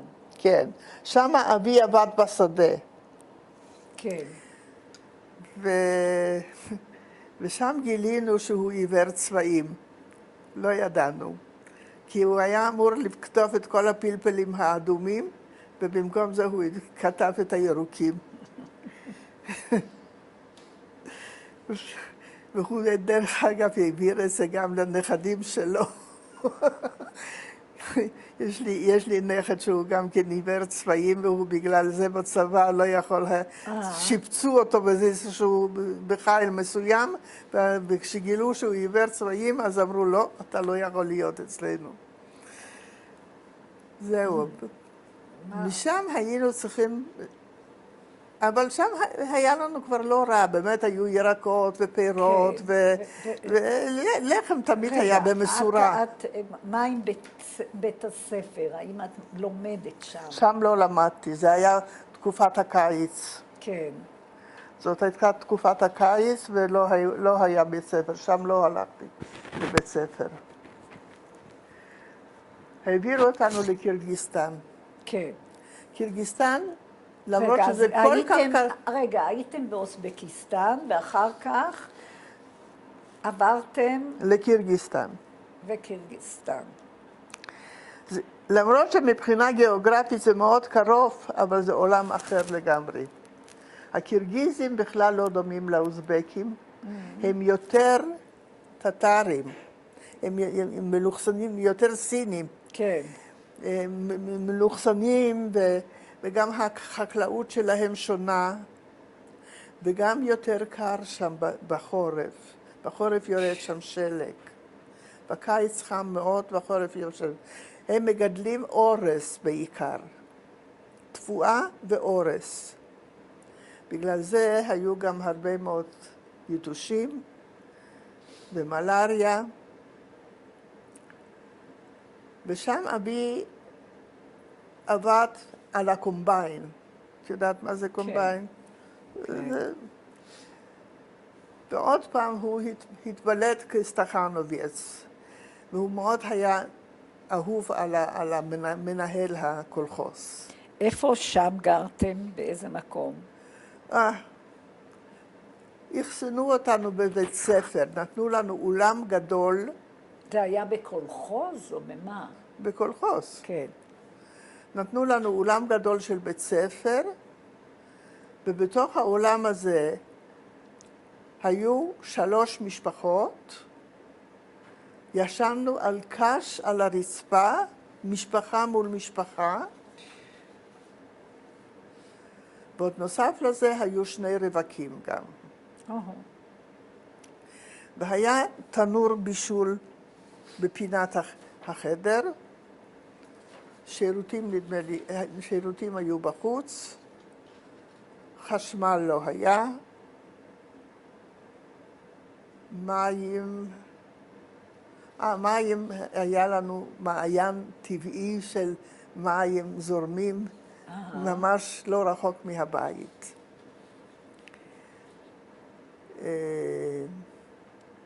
בהתחלה לא הלכתי לבית ספר. שם היו גם משפחות פליטים כבר מאוקראינה, מתוך רוסיה. היו שם 2 משפחות, 2 אחיות עם ילדים, עם בנים, שבעליהם היו כבר במלחמה, בצבא. אני התיידדתי עם הבנים האלה, ויום אחד הבנים חלה, ולא היה כל כך ברור במה הוא חלה, ואחר כך התברר שזה היה טיפוס, ואני נדבקתי ממנו, והעברתי את הטיפוס לכולם. כלומר, זה ממילא היה מתפשט, כי זה היה דלת על יד דלת, זה לא היה בבית אחר. אז זאת אומרת, איפה, אני מבינה שהרבה אנשים גרו ביחד. איפה בישלתם למשל? האם כל משפחה בישלה לחוד? כן, כל משפחה בישלה לחוד, אבל היה תנור בישול בפינת החדר. וכל משפחה בישלה לעצמה. ושם אני הייתי הראשונה שחליתי בטיפוס, אחרי הבנים האלה, ומיד אחריי חלתה אמי ואבי ואחי הקטן ואחי הגדול, כולנו שכבנו יחד עם טיפוס, ומי שטיפל בנו זה היה האח האמצעי. הוא היה הבריא. כי הלוא לא היו תרופות לזה ולא היה... לא היו תרופות. זאת הייתה מגפה בכל המדינה. בתי החולים היו מלאים ואנחנו לא רצינו ללכת לבית חולים. והיה לנו מזל שביום ה-14 היה המשבר של המחלה והחלמנו. אבל האח הזה שטיפל בנו, כן. הוא קיבל את זה בצורה מאוד קשה, והוא ביום ה-14 לא עבר את המשבר, קיבל דימום חזק מאוד מן האף, הוא איבד כוס דם, ואיבד את ההכרה, ושכב ככה חודש ימים. ואמי הייתה עובדת עצות, היא התרוצצה בכפר להביא קצת חמאה, קצת שמנת, קצת זה וזה. ויום אחד היא נסעה העירה, העיר הקרובה הייתה קורשפ. נסעה העירה ופגשה שם אנשים ודיברה איתם וסיפרה להם. אז מישהו אמר לה, תנסי, תקחי וודקה 90% ותנקי לו את הלשון. היא אמרה, מה יש לי להפסיד? וזה מה שעשתה. ואחרי שניקו לו את הלשון, זה באמת... כן, אז הוא אמר, פתאום שמענו קול. והוא התחיל להבריא. כמובן שהוא הבריא אחרי חודש וחצי, הוא צריך היה קביים בשביל ללכת. זה היה מצב מאוד קשה. מאוד קשה. אז זאת אומרת שמבחינת מזון... לא היה בשפע. לא היה. כי אנחנו מדברים כבר ממש... לא, הכל היה בהקצבה. הכל היה בהקצבה. אורס היינו מקבלים בהקצבה, וקמח היינו מקבלים בהקצבה. ושוב פעם, אמי גילתה תושייה שוב, היא ראתה את המעיין הזה. כן. שהמעיין עשה לעצמו ערוץ כזה מסביב לבניין, והייתה שם חלקת אדמה שחורה. כן, והיא גידלה גם שם תפוחי אדמה? אז שם היא גידלה לא תפוחי אדמה, רק ירקות. עגבניות ומלפפונים וגזר, וזה עזר לנו מאוד. אחר כך אבי קיבל מן המנהל, מכיוון שהוא כל כך אהב אותו, הוא קיבל עס. כן, אז היה לנו חלב. ואמי קנתה תרנגולת שהטילה ביצים. וכל פעם שהיא הפסיקה להטיל, אז היו לנו שני הבחורים שגרו איתנו בחדר, שהיה להם היתר שחיטה מלפני המלחמה, כי אנחנו לא הקפדנו עדיין על לא עדיין, כל הזמן הקפדנו על הכשרות. לא אכלנו בשר לא כשר. גם הם שחטו לנו את העופות. כלומר, עופות. כל פעם איזשהו עוף. פעם בחודש, פעם בחודשיים, משהו כזה. בעיקר אכלנו אורס, אבל זה שהיה לנו קצת חלב, זה היה דבר גדול. אבל היינו רעיבים גם שם. אני זוכרת ימים שהייתי רעיבה ורק ניסיתי להירדם כדי להעביר את הזמן עד שאימא שלי תכין את האוכל. טוב, בסופו של דבר... מה עם לפני שאנחנו... האם גם שם לא היה בית הספר? לזה עכשיו רציתי להגיע. את רואה טוב שאני שואלת לפני את השאלות. לא היה בית ספר, בקולחוס לא, בטח שלא היה בית ספר. מה עשיתם? ואני הסתובבתי, עזרתי לאמא, ופה חיבסתי ותיקנתי, ועשיתי אטריות, אני זוכרת, כשהיה לנו כבר קמח, אז אמא הייתה מתפעלת איך שאני עושה יפה את האטריות. אבל כשכולם הבריאו וכבר באמת הגענו לאיזשהו מצב כזה חצי נורמלי, אמרתי לי, אמא, מה יהיה איתי? אני צריכה ללכת לבית ספר. כל שנה אחת בחיים למדתי, שנתיים למדתי. למדתי יותר, אבל כל הזמן נשארתי בכיתה א'. אז אמי הלכה העירה, התחילה להתעניין והיא חזרה, היא אומרת, יש בית ספר פולני בעיר. כלומר, השיקורסקי הזה, הוא דאג שתהיה רשת בתי הספר עבריים בשביל הפליטים ברוסיה. לא עבריים, סליחה, פולניים ברוסיה. ואני 5 קילומטר הלכתי כל יום לבית ספר. 5 הלוך ו5 חזור. הייתי מכינה את השיעורים ליד פתיל כזה. בבוקר הייתי קמה עם נחיריים שחורים. אז עכשיו את חזרת ללמוד בפולנית. בפולנית. וידעת את השפה? כן, כן, ודאי. זכרתי את השפה. ומה, איזה סוג, מה לימדו? לימדו הכל. היו שם מורים נהדרים, מכיוון שהיו אנשים דוקטורים ופרופסורים מקרקוב שלמדו, שהייתה להם השכלה גבוהה. הם היו המורים. הם היו המורים.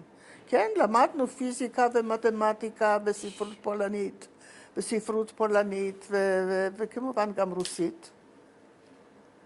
גם רוסית למדת. כן, כן. זאת הייתה חובה. וכמה שעות למדו בבית ספר כזה? כמה שעות? 5 שעות, 4 שעות, כן, הייתי מספיקה לחזור הביתה. אבל זה היה עד שהגיע החורף. כשהגיע החורף לא יכולתי לעשות את הדרך הזאת.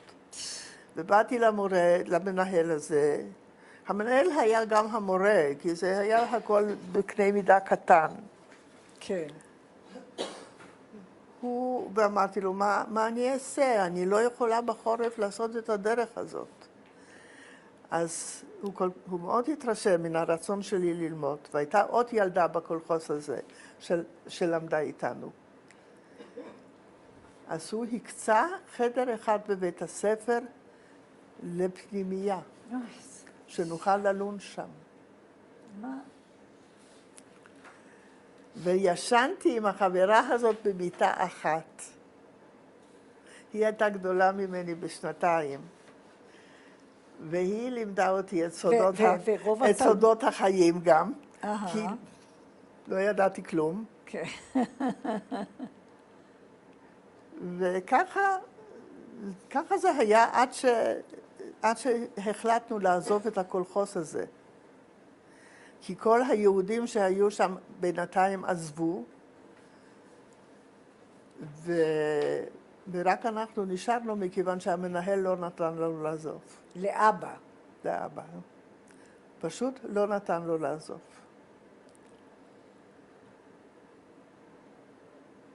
גם שם, אבא שלי פעם אסף את המניין ביום כיפור, וגם שם היה יהודי רוסי קומוניסט שהלך והלשין.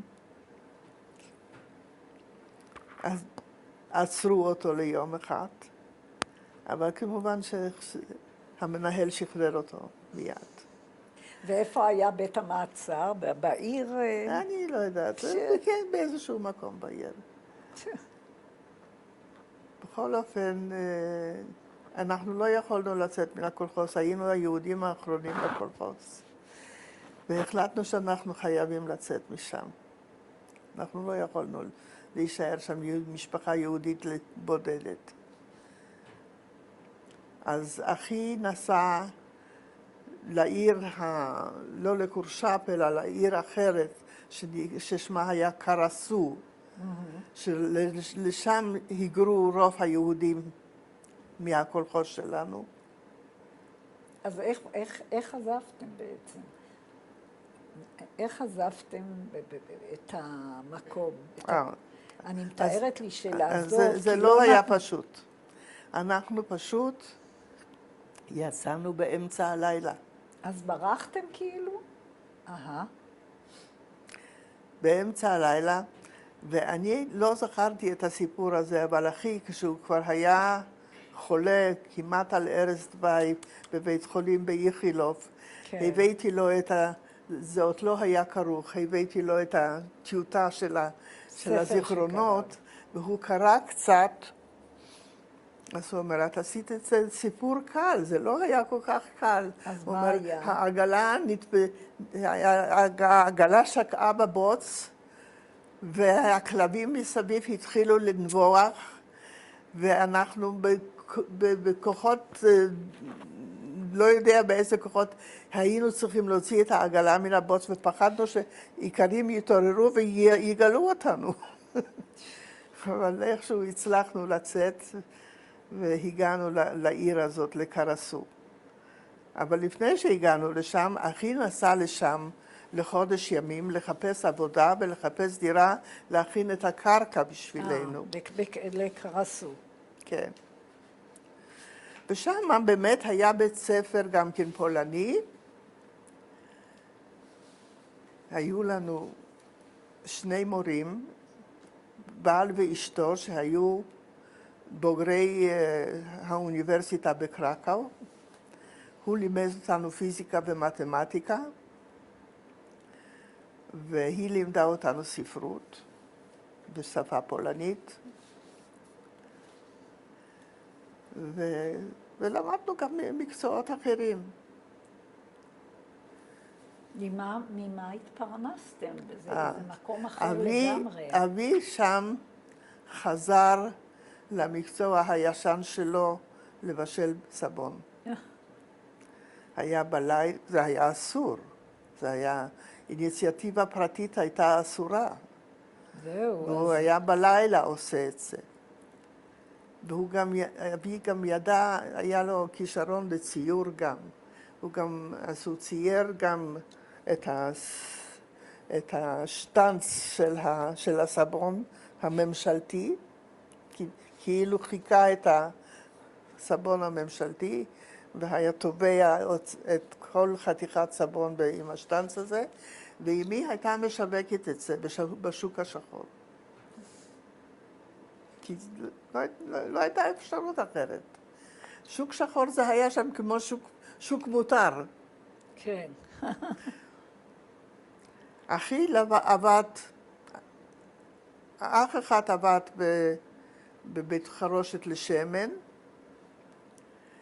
והאח הגדול גויס לצבא. הוא הגיע לגיל 18, הוא גויס לצבא, והגיע אפילו עד לסטלינגרד. הוא היה לו מזל גדול, שכבר סטלינגרד כבר הייתה משוחררת. זה היה אחרי הניצחון בסטלינגרד, כשהוא הגיע לשם.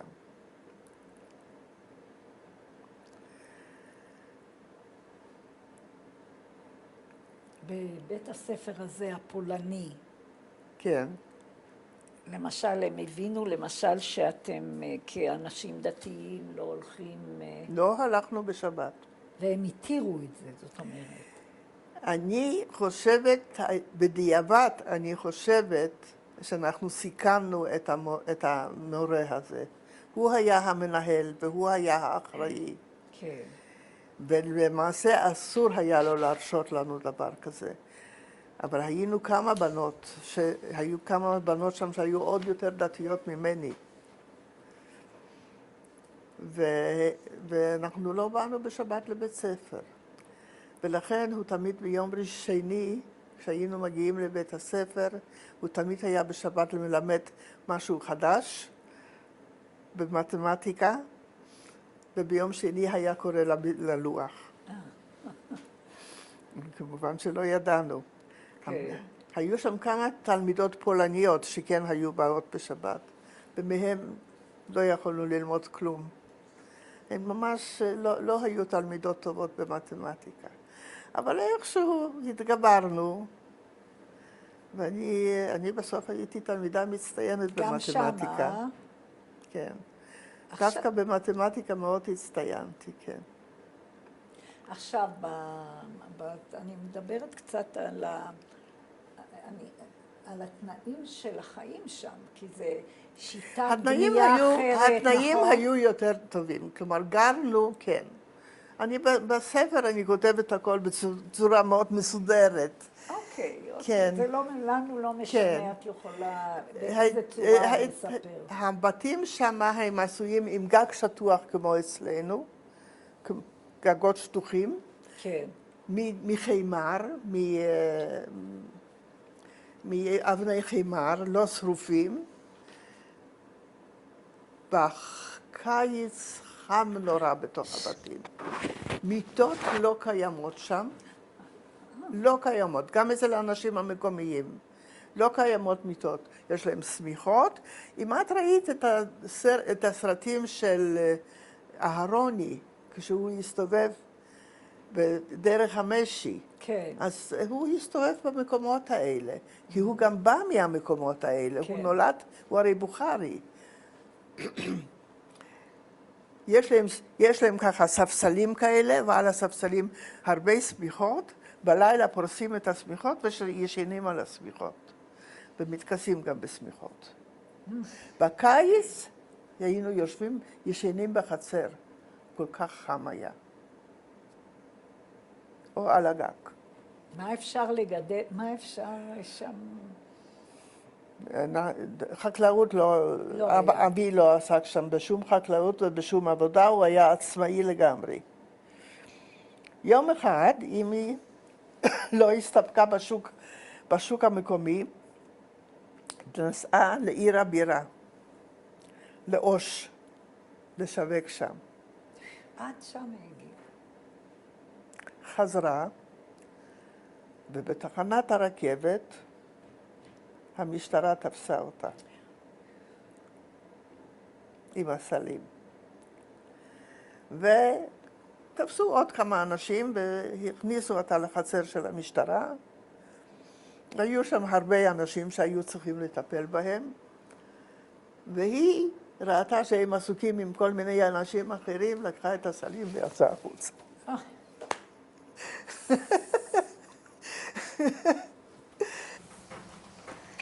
היום ה-16 לחודש ינואר שנת 2019, י' בשבט תשע"ח. אנחנו ממשיכים את העדות. היום אנחנו נדבר על, את רוצה לחזור על החיים שלך בכמה פרטים על לג'נסק? כן.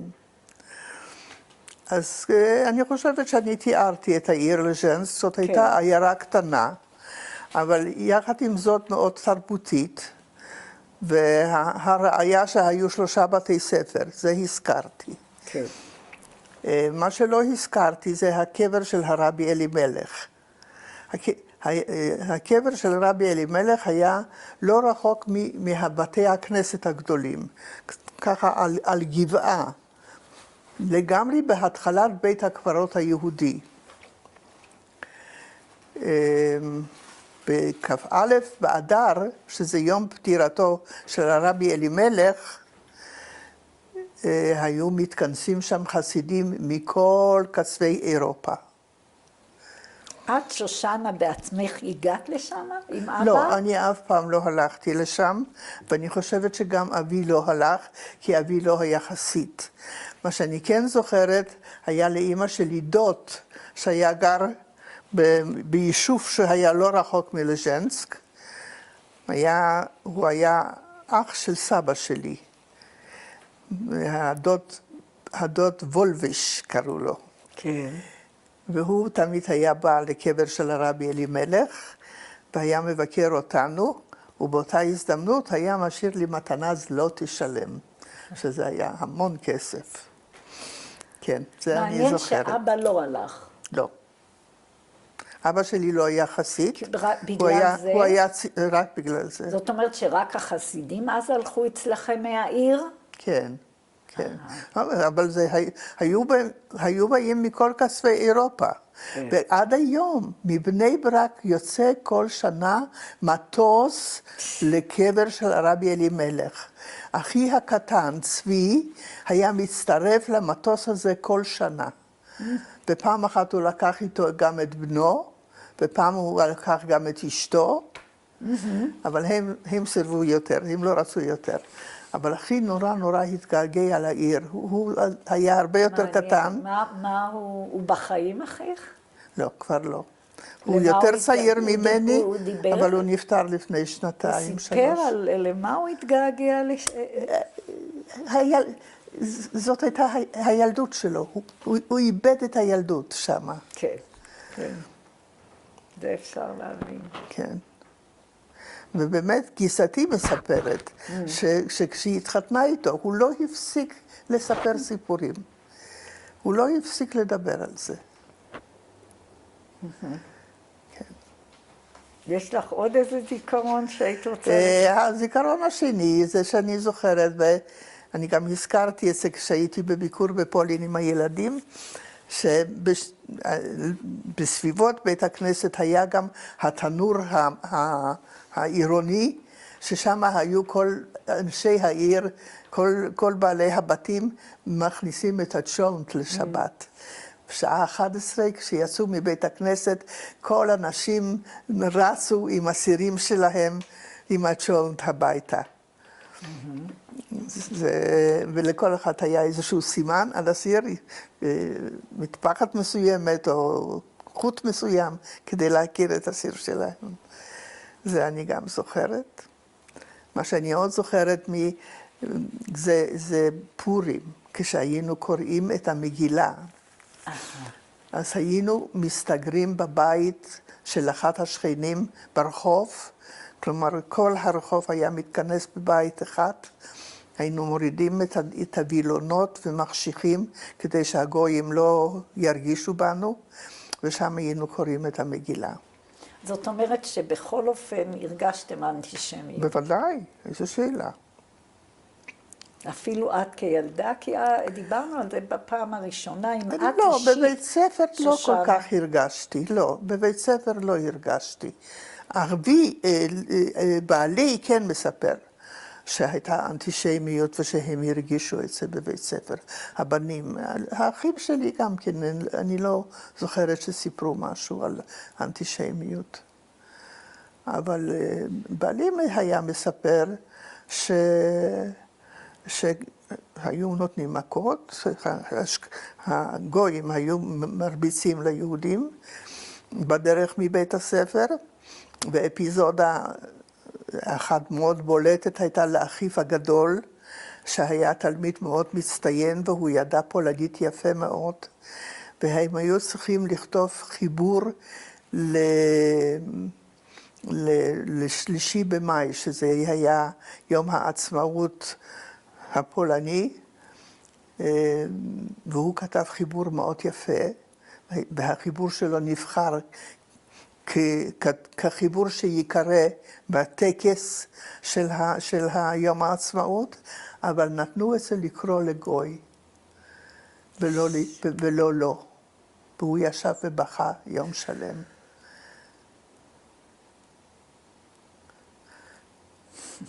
אז זה שייך בעצם למשפחה של בעלי, כן, אבל זה אומר. אני מספרת מהשמיעה, כן. הוא היה מספר את זה כל הזמן, בעלי תמיד. לכם היו, אם אנחנו כבר מדברים על לג'נדס, האם היו לכם קשרים עם גויים? לא, בכלל כמעט לא? ולא. להורים למשל? לא, לא. חוץ מהעגלון הזה, כן.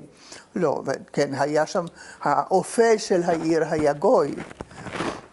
הרופא של העיר היה... האופה, לא הרופא. האופה, כן, כן, כן. זה סיפרתי דווקא בפעם שעברה. כן. והוא... אבל לא היה קשר מיוחד, היה רק קשר מסחרי. כן. סיפור אחד מעניין שיש לי בקשר לגויים, רחוב אחד מתחתנו, זה היה ממש רחוב תחת הרחוב שלנו. אנחנו היינו יותר למעלה וזה היה למטה, היה סנדלר, גוי. היו לו אפרוחים וקרנגולות וכל מיני דברים. אחי הקטן היה קצת שובב כזה, והיה רודף אחרי התרנגולות שלו. יום אחד הוא העליל, הוא בא ואמר שהוא חטף לו תרנגולת. שהילד חטף לו תרנגולת. אמא שלי הכחישה את זה מכל וכל, והוא הגיש משפט נגדנו. בשביל תרנגולת. בשביל תרנגולת. ואמא שלי לא לקחה אפילו עורך דין, התלבשה יפה, הלכה לבית משפט, והייתה הסניגור של עצמה. וכמובן היא זכתה. היא לא... ואתם הילדים ששיחקתם. אף פעם לא. אף פעם, תמיד רק... לא היו גויים כמעט בסביבה. כל החנויות בכיכר העיר, מסביב לכיכר העיר היו של יהודים. זה גם לא פלא, את יודעת שהייתה אנטישמיות. היה המון קנאה, כי היהודים היו המצליחנים, העשירים. איזה חנויות? את זוכרת למשל חנויות שם שהיו של יהודים? בוודאי, אני זוכרת. איזה חנויות היו? של מה, טקסטיל או של... אני לא זוכרת את כולם, אני זוכרת, רק אחד אני או זוכרת שניים. חנות נעליים, אני זוכרת שהייתה חנות של, כשאנחנו הסתתרנו, כשהייתה ההפצצה על העיר, אז התחבאנו בתוך מחסן של ביצים. מפני שהייתה שם דלת ברזל, אז חשבנו שזה בטוח, למרות שהיה שם מלא קש גם.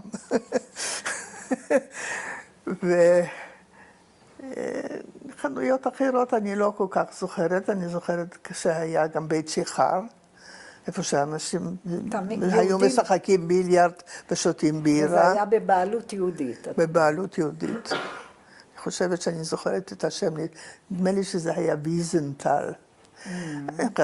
ברחוב הראשי הייתה חנות של דברי ברזל, של פוטרבייטל. בבית הזה, אחרי המלחמה, כשנגמרה המלחמה, היו כמה פרטיזנים יהודים שהסתתרו ביערות, וכשהם ניצלו, הם יצאו מן היערות ונכנסו לעיר, ונכנסו לבית של פוטרבייטל, כי הבית הזה היה ריק, הוא היה מאוכלס בזמן המלחמה על ידי הגרמנים. כשהגרמנים עזבו, הבית הזה היה ריק, ואחרי כמה לילות התנפלו עליהם והרגו את כולם, הפולנים.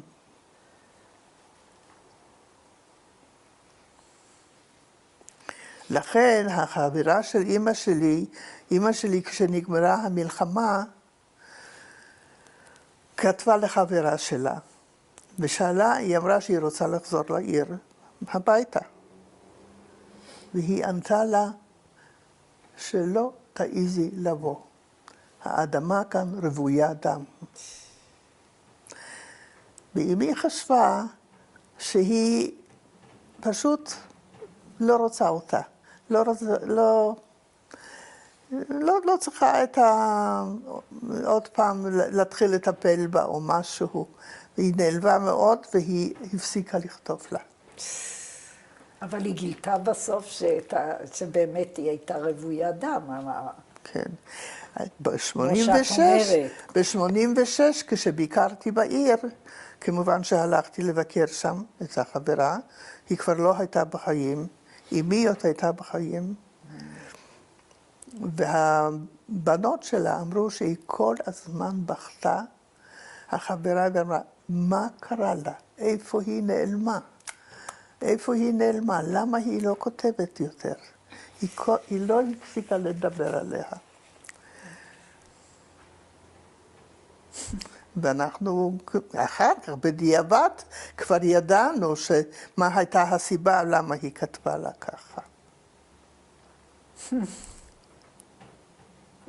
כן.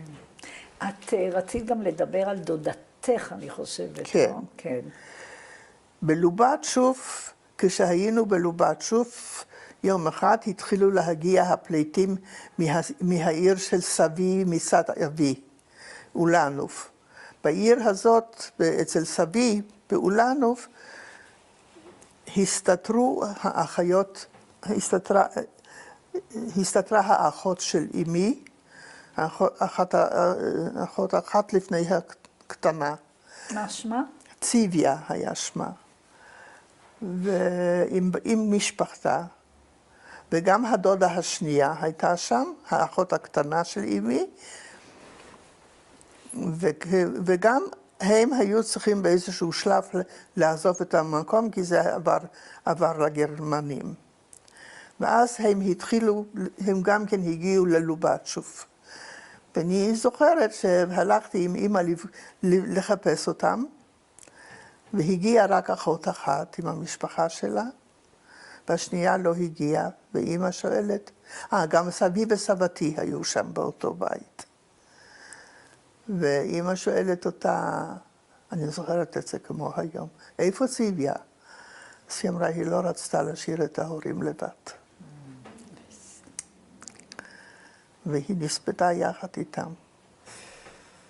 היו לה ילדים? היה לה ילד אחד, בן 5.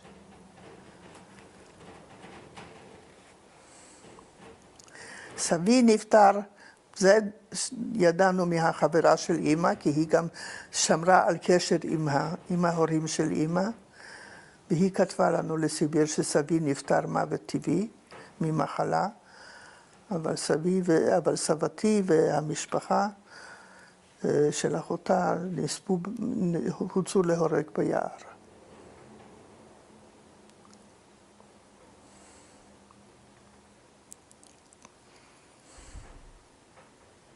כן. טוב, עכשיו האפיזודה, זה על לז'נסק, ואני חושבת שפחות או יותר סיפרתי. חוץ מזה שהיו שם חיי תרבות מאוד מאוד עירים. תרבות יהודית? או תרבות בכלל את רוצה לספר שהיו שם? תראי, אני חושבת שעצם העובדה שבעיר קטנה כזאת יסדו גם גימנסיה, חוץ לתלמידים, ואפשרו לתלמידים היהודים לא לבוא בשבת לבית הספר, לגימנסיה. אחי הגדול כבר הגיע לגיל הגימנסיה, והוא למד שם, ובשבת הוא לא הלך לבית הספר. זה לא בכל הערים הגדולות הייתה גימנסיה, היה בית ספר יסודי וזהו. ומבחינה יהודית היו 3 בתי ספר לעבריים. זה אומר הרבה. כן. אני אחר כך אראה לך את התמונות של בתי הספר, של קבוצות הילדים. לא הזכרת תנועות נוער. אני מתארת לי שהיו. אני חושבת שזה הכל היה במסגרת בית הספר. אני לא זוכרת שהאחים שלי הלכו לתנועת נוער. זה הכל היה במסגרת בית הספר. אחי הגדול בשלב מסוים התחיל לדבר על עלייה לארץ ישראל. זה אני זוכרת, ואימי התנגדה.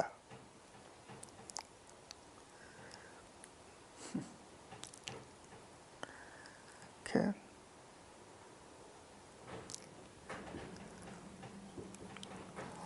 כן. אנחנו עכשיו נעבור. את רצית לספר על עוד איזה אפיזודה יותר מאוחר? יותר מאוחר זה כבר בקולחוז. בקולחוז, כן, בקולחוז, כן, זה יותר מאוחר. אוקיי. אז אנחנו עכשיו בקרסו. בקרסו, כן. אבל קרסו זה אחרי הקולחוז. כן. כן.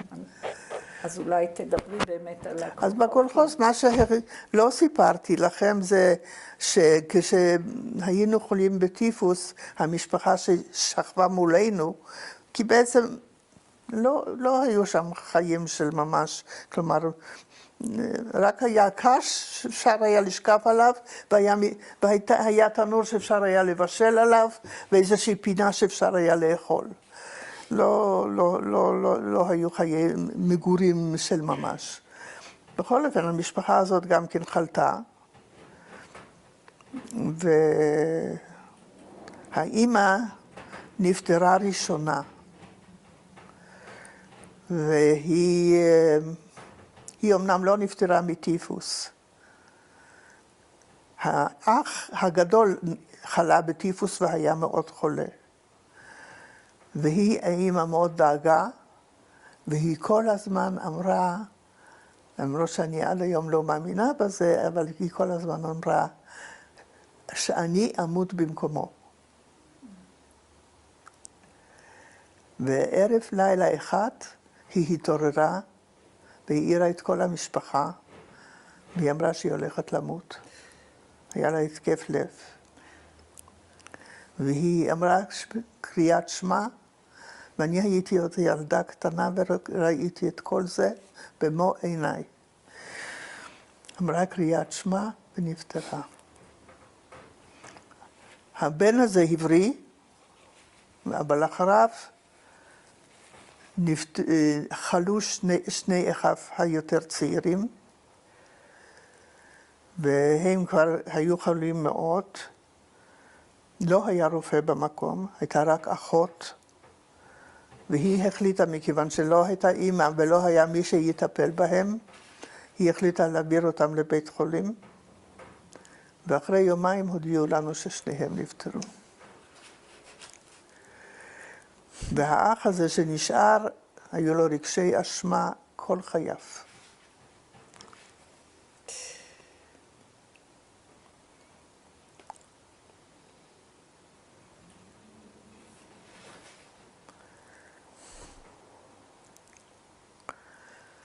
כן. יחד עם זה הייתה שם גם משפחה, זוג שהתחתן ברוסיה, כבר שהכירו שם, ונולד ילד, והלידה הייתה בבית. האחות כביכול קיבלה את הלידה, אבל אני זוכרת את הצעקות של הלידה עד היום. זה היה נורא. אם אנחנו באמת חזרנו לקולחוז, מה עשיתם, נגיד, אם יש בעיה בשם, נגיד, או חום גבוה, או למישהו יש סכרת, נגיד, או יש לך איזה מושג? לא. אני חושבת שאת יודעת, התזונה הייתה כל כך דלה, שאני לא חושבת שלאנשים היה שם סכרת. כל המחלות האלה, הסוכרת, ואני חושבת ששם זה לא סגור טוב, ולכן נכנס הרבה קור. כן. הייתה שם גם משפחה מפרוסקורוב, שזו עיר ידועה באוקראינה, שהיו שם התנפלויות של פטלורה בשעתו. קודם. כן, עיר יהודית מאוד ידועה. והייתה שם משפחה אחת, גברת קליינמן, אני זוכרת, עם שתי בנות גדולות, בנות 16-17, וילד קטן בן 3. ומכיוון שלא היה אוכל, אז היא בגיל 3 עוד העניקה אותו. והוא היה קורע על הברכיים, מוציא לבד את השט ויונק.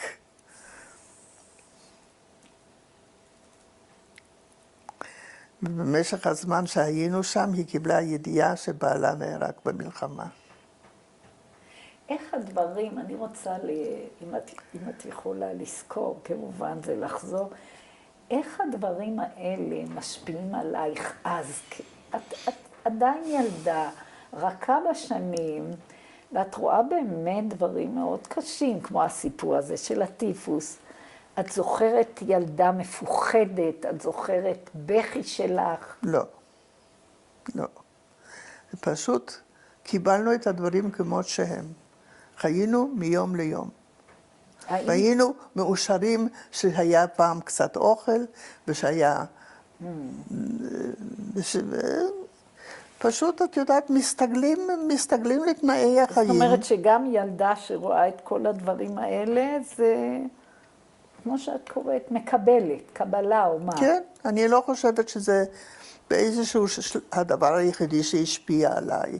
זה אולי ההשכלה שהפסדתי. אני לא יכולה להגיד שלא הפסדתי. בוודאי שהייתי מקבלת חינוך הרבה יותר טוב אם לא הייתה מלחמה.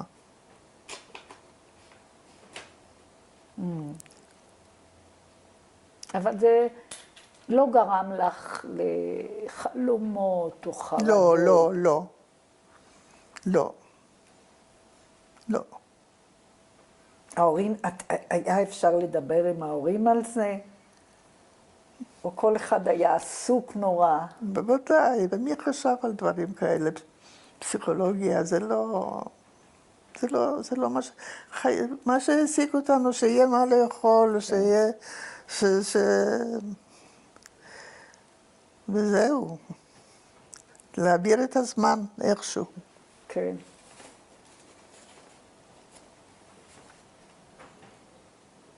טוב, אנחנו עכשיו חוזרים לעיר, כבר שהייתה כבר עיר יותר גדולה, נכון? קרסו. קרסו. כן. כן. אז שם אני באמת דיברת על שאבא בישל סבון. סבון, כן. סיפרת שאמא הייתה נוסעת לאוש, לאן זה היה אז? כן, אוש, זאת הייתה עיר המחוז. המחוז, כן. של קרסו. אז רגע, כן, מה? אז היא נסעה לשם לשווק את הסבון. כן. חשבה ששם שוק יותר גדול, אז פעם אחת תפסו אותה כשהיא חזרה. כשהיא ירדה מן הרכבת, בתחנת הרכבת המשטרה הסתובבה. תפסו אותה עם הסלים, וכנראה שהיה לה בסלים סבון. שהיא לא הצליחה למכור או משהו כזה. אז לקחו אותה למשטרה, והמשטרה כנראה בעצרה באותה הזדמנות הרבה אנשים. הם היו עסוקים מאוד עם כל האנשים, ואז היא מצאה איזשהו רגע שהם העלימו עין ממנה ולקחה את הסלים ויצאה. יצאה מן החצר של המשטרה. והגיעה הביתה והיא סיפרה לנו את הסיפור.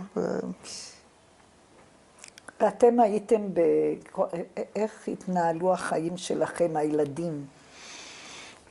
את היית בבית הספר אז, כן, שלמדתם כן. בפולנית, נכון? כן, בית ספר כן. פולני. כן. היינו בבית ספר, למדנו.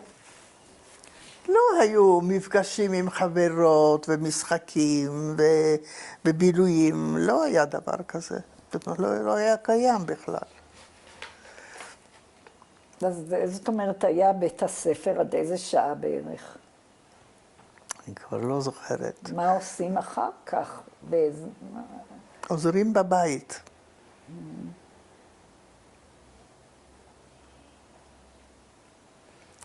כן. יש לך עוד זיכרונות מהעיר? משם לא במיוחד, לא. אני רק זוכרת את הזמן שאחי חזר מהצבא, כלומר, את אחי הגדול הגיע לשם לגיל 18 וגייסו אותו. לצבא עוד הרוסי. לפני שהגענו לקרסו. לצבא הרוסי. כן, למלחמה. והוא הגיע עד סטלינגרד. כן. אבל הוא הגיע לסטלינגרד כשסטלינגרד כבר נכנעה. כלומר, הגרמנים חופשו.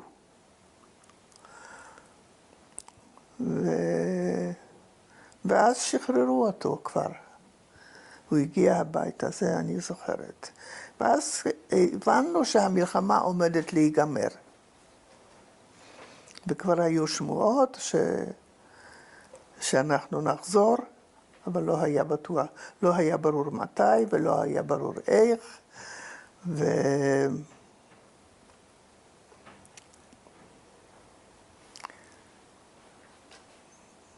עד שיום אחד באמת הודיעו לנו שמתחילה הרפטריאציה, כן.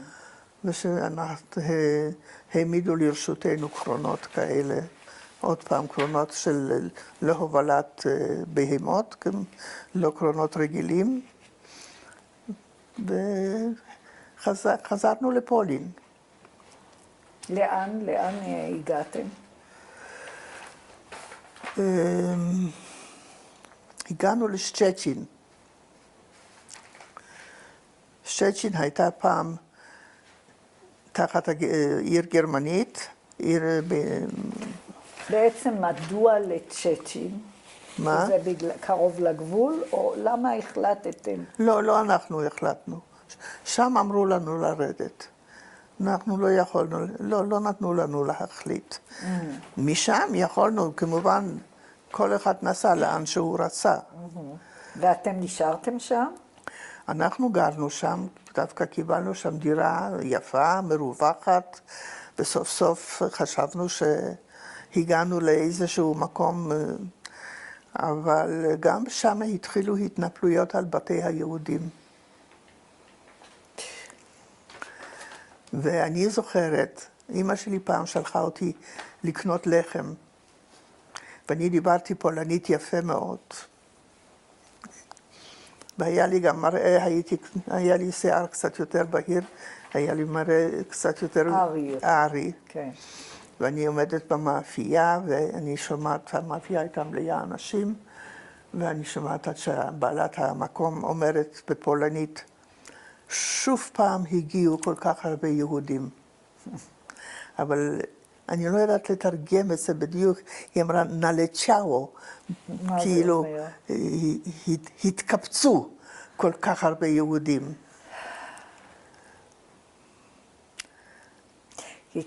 כי קודם כמובן היו גרמנים, אבל הם לא היו כבר גרמנים בכלל, נכון?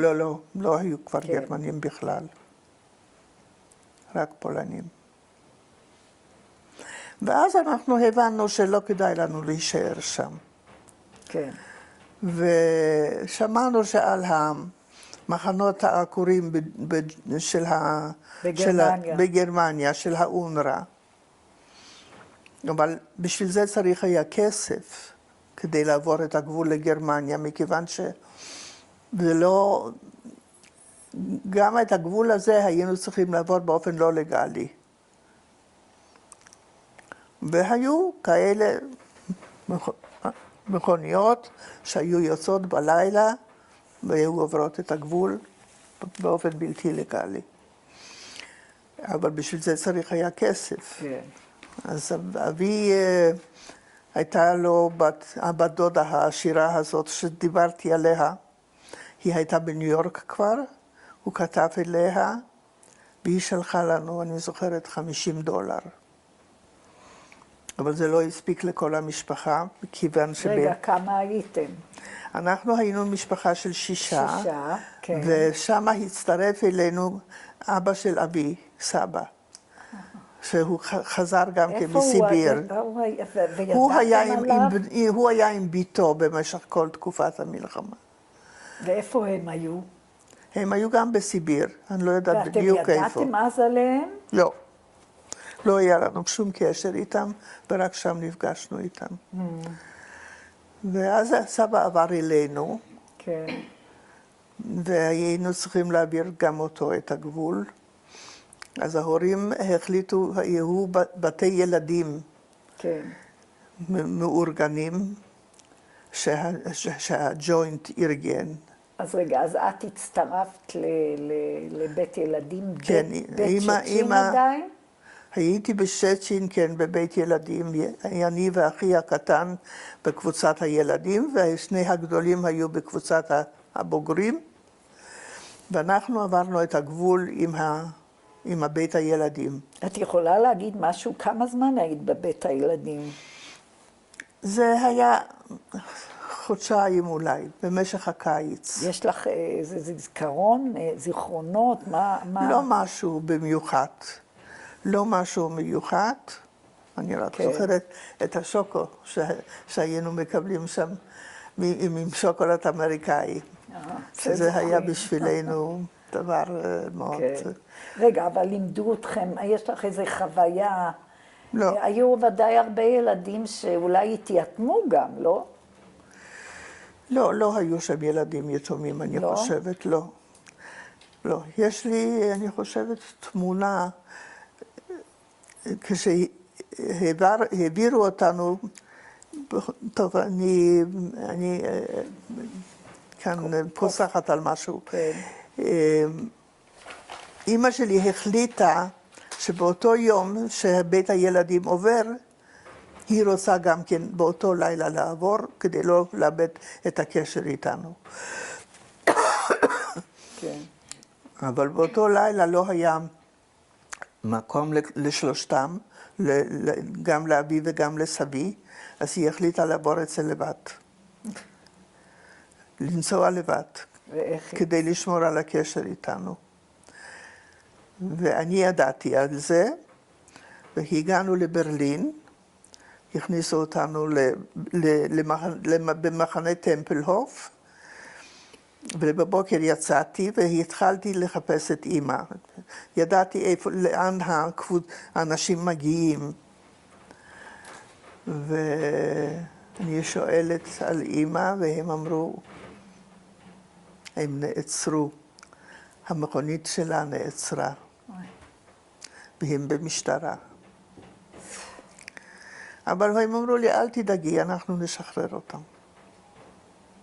ובאמת שחררו אותם. איך היה המעבר, בכל אופן, לעבור מצ'צ'ין לברלין? בלילה. כן. בלילה עם מכוניות עם ברזנט. זה אני זוכרת, היינו צריכים לשתוק כל הזמן, לא לדבר. ובעצם ברחתם, זה כמו בריחה. כן. בגלל זה הם לא היו מוכנים לחדש לי את האזרחות הפולנית. מה?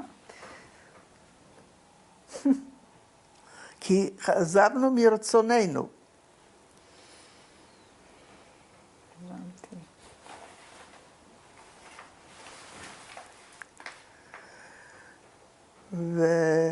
כמה זמן זה לקח להגיע לברלין?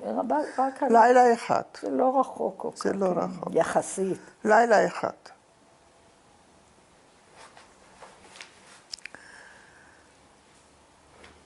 וכעבור שבוע הגיע אבי וסבי גם, ואני לא זוכרת, תוך זמן קצר היינו שם כל קבוצת הילדים, הם כולם ישבו וחיכו להורים שלהם.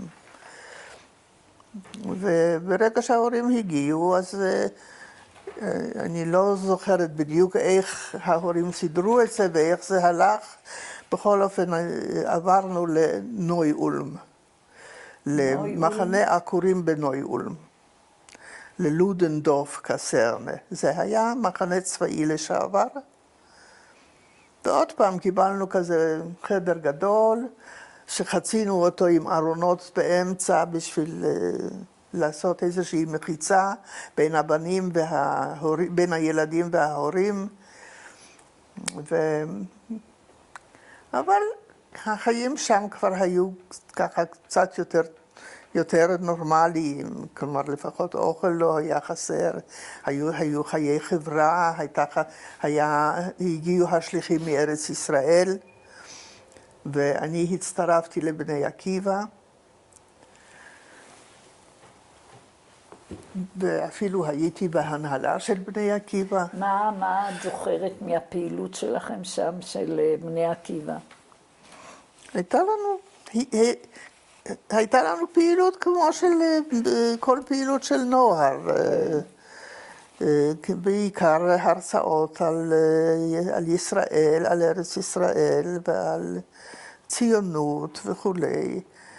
והלכתי שם גם לבית ספר שנה אחת, ואחר כך כבר הגעתי לתיכון, אז תיכון לא היה בנויול. יצא לכם להיפגש עם שליחים מארץ ישראל? כן, ודאי. היה לי קשר טוב עם השליחים, כיוון שהייתי בבני עקיבא, כן. וגם מינו אותי, הייתי בהנהלה בהנהגה של הקבוצה של הקבוצה. אז היה לנו קשר טוב עם השליחים, כן. השליחים שלנו היו מרים ויוסף מאייר מירושלים. כן. אחר כך פגשתי אותם פה בארץ גם, כן. והם השפיעו על... כן. אם את יכולה לספר משהו על ההשפעה של השליחים עליכם. כן, השליחים בשלב מסוים הציעו לנו לצאת להכשרה, שמטרתה הייתה להכשיר אותנו לקראת עלייה לארץ ישראל, והכוונה הייתה למקווה ישראל, או לאחד הקיבוצים, ואני ועוד קבוצה די גדולה יצאה מנויול, שתי חברות שלי, מאותה כיתה, שהיינו חברות טובות, ועוד כמה בנות, גם אחי הקטן, יצאנו להכשרה הזאת. ההכשרה הייתה באשבח. זה היה משק של, אני חושבת, של גרמני, או של יהודי לשעבר. כן. יש לי ספר על זה, שכתב אחד הבחורים שם, שהיה איתנו שם. כן. אצלו זה באמת, יש יותר פרטים על זה. וזה היה, הבנים היו יוצאים לשדה לעבוד, ואנחנו הבנות ניהלנו את משק הבית. אז מה, היה שם ממש חקלאות? עסקתם? ואיזה חקלאות? הבנים יצאו לחקלאות. איזה חקלאות הייתה שם? אני לא יודעת. אני לא יודעת בדיוק מה הם עשו. אבל אני צריכה באמת לחזור אולי לספר שלו כדי לדעת יותר. כן. והוא ניהל יומן שם. כן. היה לנו שם פעם כינוס של כל השליחים שהגיעו אלינו, ואני זוכרת יהושע ברוכי, כולם היו מהמזרחי. יהושע ברוכי ומרדכי לאובר, שהיו אחר כך אנשים ידועים פה ביישוב הישראלי.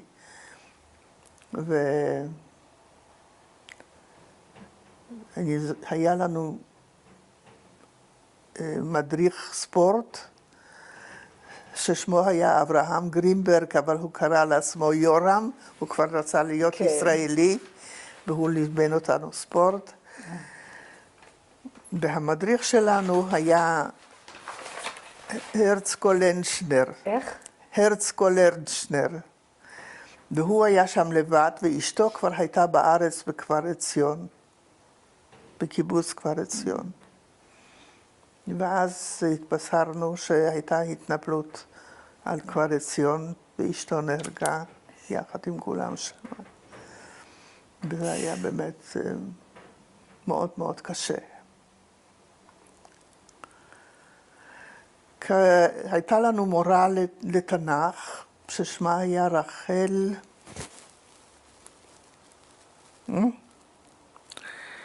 הרמטכ"ל הראשון. ממקלף? מקלף. מקלף, כן, זה היה כן. הרמטכ"ל. רחל מקלף, היא הייתה אחותו. והיא לימדה אותנו תנ"ך, והיינו צריכים ללמוד בעל פה פרקים שלמים. ואני זוכרת שלמדנו את פרק 4 בשופטים על דבורה הנביאה. ותשר דבורה בת אבינועם, ידעתי את כל הפרק בעל פה, ואת חזון ישעיהו. למדנו בעל פה. והכל היה בסדר, אבל שום דבר לא זז עם העלייה ארצה. וההורים שלנו התחילו להתעניין, באו פעם לבקר, וראו מה שקורה. ואמרו, נו מה, תכלס, הם עולים ארצה או לא עולים ארצה? עוד מעט מתחילה שנת הלימודים, וחבל עליהם. וכמובן שום דבר לא יצא מזה, המורה הזאת עזבה, חזרה לישראל. אז ההורים שלנו החליטו שמספיק בחזרה לבית הספר. זאת אומרת, בחזרה לנוי-אולן? כן, חזרנו לנוי-אולן. איך הם הסתגלו לנוי-אולן, הורייך? זה היה קל מאוד, זה היה הרבה יותר קל מאשר אחרי מה שהם עברו את כל המלחמה. כן. היו חיי חברה, אני זוכרת ששם באמת גם דקלמתי את ביאליק. מה דקלמת מביאליק? זוכרת? אז אני לא כל כך זוכרת, אני חושבת, קומו טועי מדבר, צאו מן השממה. כן, זה אני זוכרת, אבל איך קראו ליצירה הזאת? שכחתי, אני צריכה לבדוק את זה בספר, יש לי את הספר של שירי ביאליק. כן.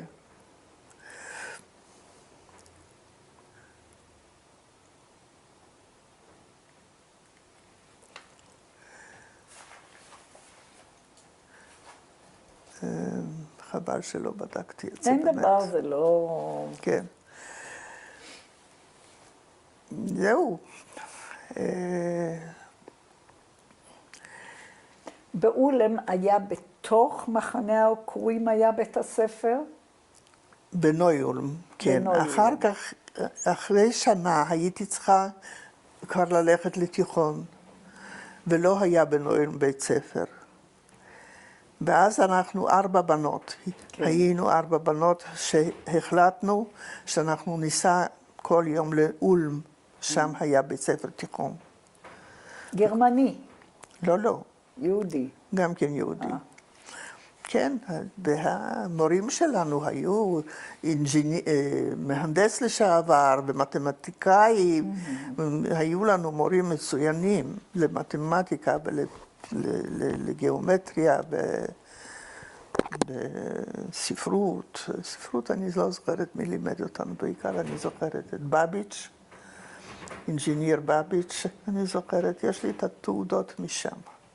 אתם, הנוער שלמדתם ביחד, דיברתם על מה שעברתם, או זה בכלל לא היה נושא? לא. זו שאלה. השארנו את זה מאחור.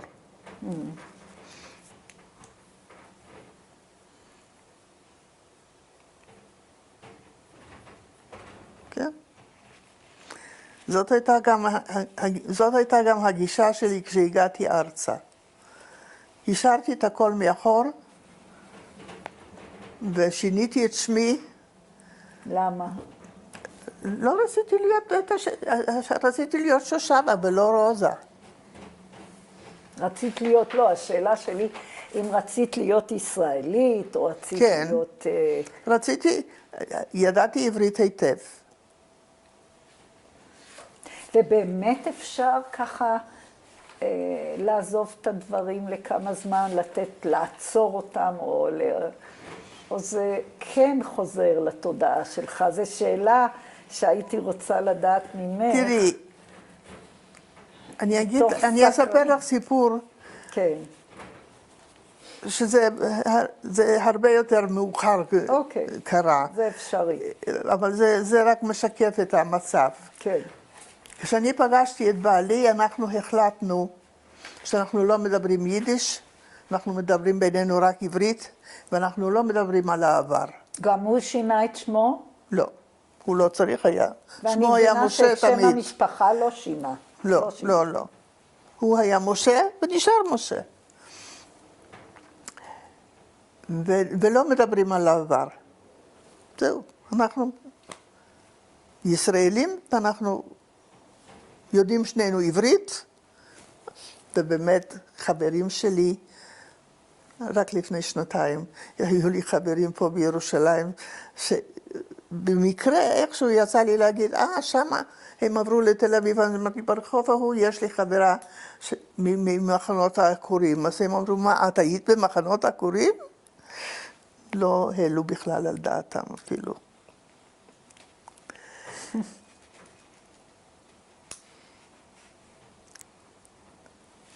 זאת אומרת שאת גם עשית מאמצים שלא ידעו? אני פשוט, אני לא יודעת אם עשיתי מאמצים. אני שמתי את העבר מאחור. הפסקתי עד כדי כך שהפסקתי לדבר פולנית. הפסקתי לקרוא בפולנית. כי זה החלטתי להיות בפולין, אחרי שראיתי מה שקרה שם. הייתי צעירה, אידיאליסטית, אמרתי, מספיק לי עם הפולנים, עכשיו אני צריכה לדעת אנגלית ועברית. זהו. האם הדברים חוזרים תוך כדי ההתבגרות של האדם, הזקנה יותר נכון, תוך זקנתו של האדם? האם הדברים האלה באמת חוזרים, או אפשר באמת לשכוח? זה רק אותך אני יכולה לשאול. עובדה שלא שכחתי. עובדה שאני זוכרת את הכל. אז זהו, לא, אבל לשכוח בתודעה, זאת אומרת, בתודעה, לא לחשוב על זה. לא חשבתי על זה אף פעם. אף פעם? לא. מה שהעסיק אותי זה ההווה והחיים, וזהו.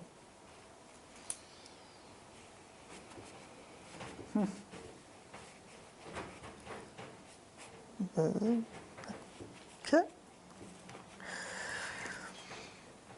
יש לי עוד שאלה שהייתי רוצה לשאול מעדויות שאני שומעת הרבה פעמים שמספרים על יום הקמת המדינה, על השמחה במחנות עקורים.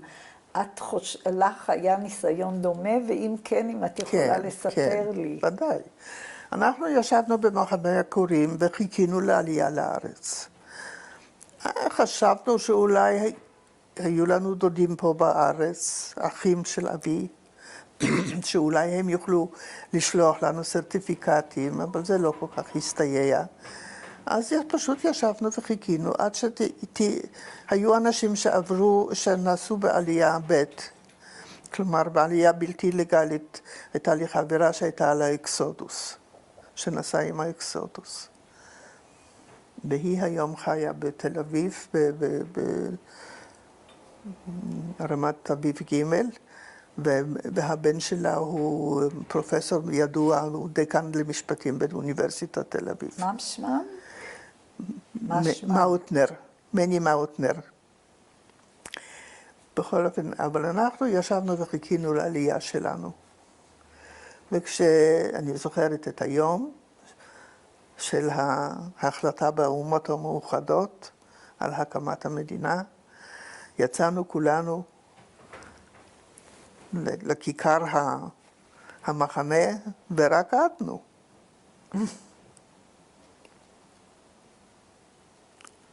כן, אבל אחר כך חיכינו לעלייה. אבל לפני שזה קרה, האחים שלי, שהיו יותר בוגרים ממני, התנדבו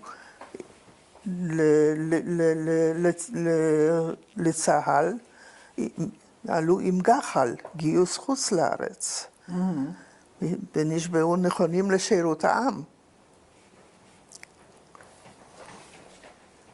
והם הגיעו ארצה ישר מן האונייה לצבא. הייתה לכם איזה מחשבה? כן. טוב, אנחנו פשוט חיכינו לעלייה.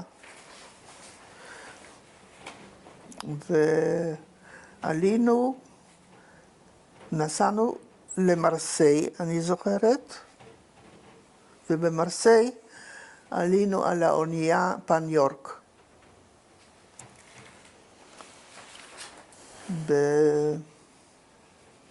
הנסיעה הייתה בערך שבוע, משהו כזה, באונייה. תנאים באונייה לא היו הכי, אבל לא משנה.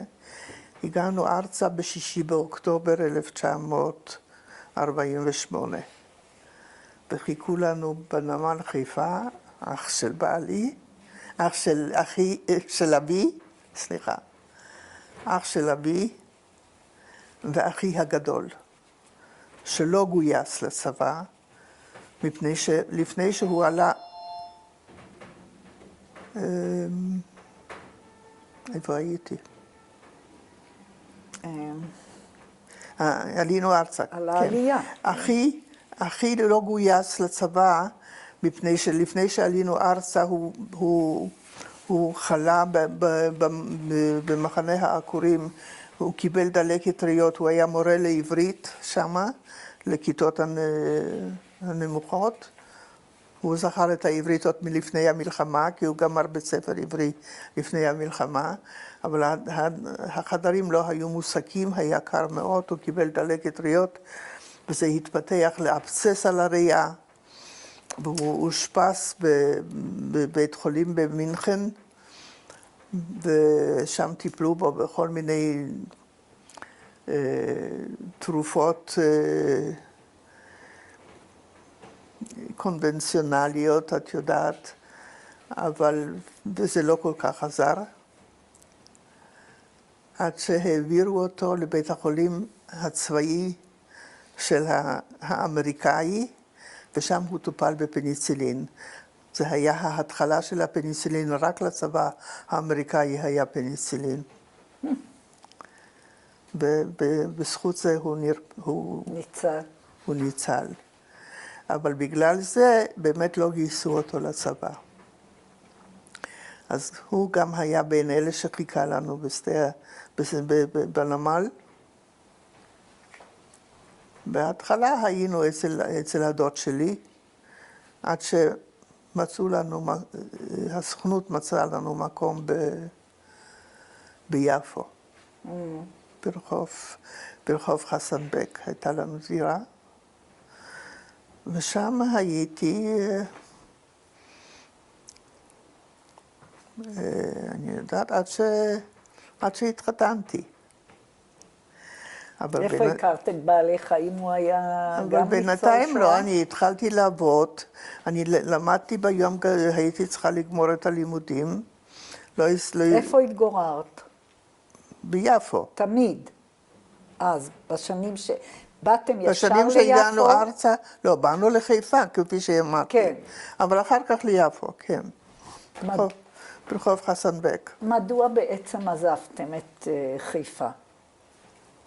את יודעת? אנחנו לא יכולנו להמשיך לגור אצל הדוד, משפחה שלמה. ופה נתנו לנו דירה. הסוכנות דאגה לנו. כן. אני המשכתי ללמוד, לגמור את התיכון בבית ספר תלפיות בתל אביב, ביום, ובלילה עבדתי במערכת הצופה. כן. זה היה, הייתי מקבלת, כלומר, הכנסת הייתה עוד, הממשלה הייתה בחיתוליה, והכנסת הראשונה הייתה פה בירושלים, ברחוב קינג ג'ורג', והכתב של הצופה היה מקריא לי בטלפון את הכתבות על הנעשה בכנסת במשך היום. ואני הייתי מקבלת ממנו את הכתבות האלה. רושמת ומעבירה הלאה. זה היה בהתחלה, ואחר כך כבר עבדתי, אחרי הלימודים, כבר עבדתי בברית העולמית של הפועל המזרחי.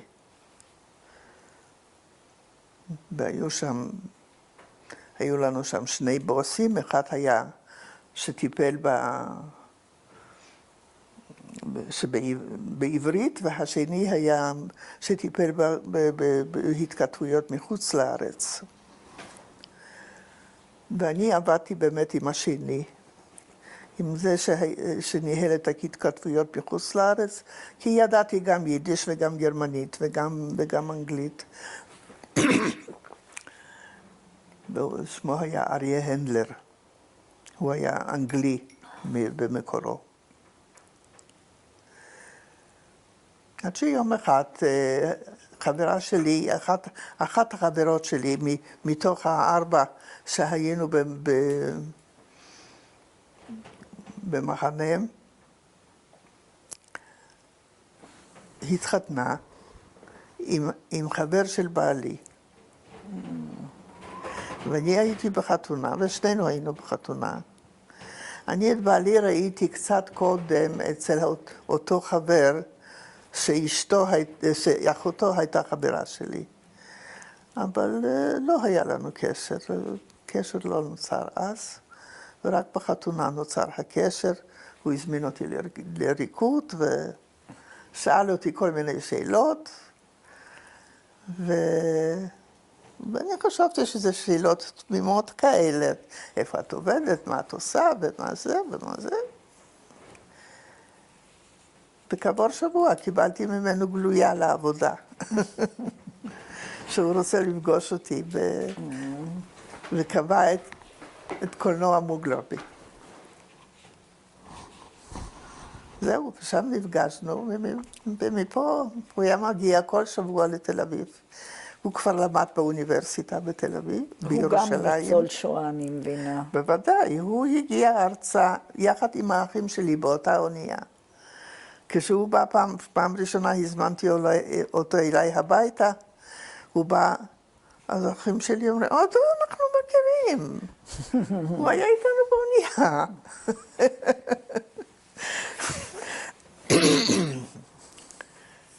אז זהו, אז הוא היה מגיע כל שבוע.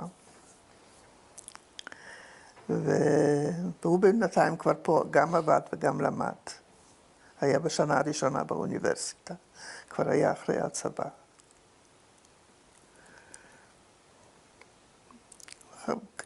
באמצע החיזור, אמו חלתה. והוא יום אחד בא, והוא אומר בשבוע הבא אני לא אוכל להגיע, אמי חלתה והיא צריכה לעבור ניתוח. היא עברה את הניתוח, וכשהוא חזר אז הוא אמר שהיא מאוד חולה, וכנראה הרופאים לא נתנו לה סיכויים, היה לה סרטן בקיבה. טוב, כעבור הזמן, אני לא זוכרת כמה זמן, הוא בא ואומר שאמא שלו אמרה שאם יש לך חברה, הייתי רוצה להכיר אותה. אז זהו, אז נסעתי להכיר אותה, ובאותה הזדמנות הם החליטו לעשות את הקשר. הקשר הרשמי. אחר כך כעבור שבוע היא נפטרה. ושחיכינו שנה עד שנגמר האבל, ואז רק התחתנו.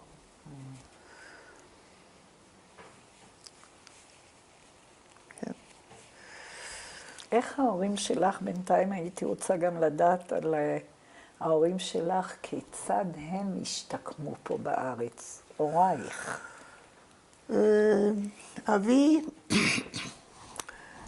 אבי, את יודעת, הוא אף פעם לא למד כימיה והוא לא היה כימאי, אבל היו לו כנראה תכונות מולדות. כמו שהוא ידע לבשל את הסבון, אז הוא ניסה להכין דיו פה בארץ. ניסה להכין דיו ולשווק את הדיו, אבל זה לא הלך. ואז הוא פתח בית חרושת לנרות, החליט לעשות נרות.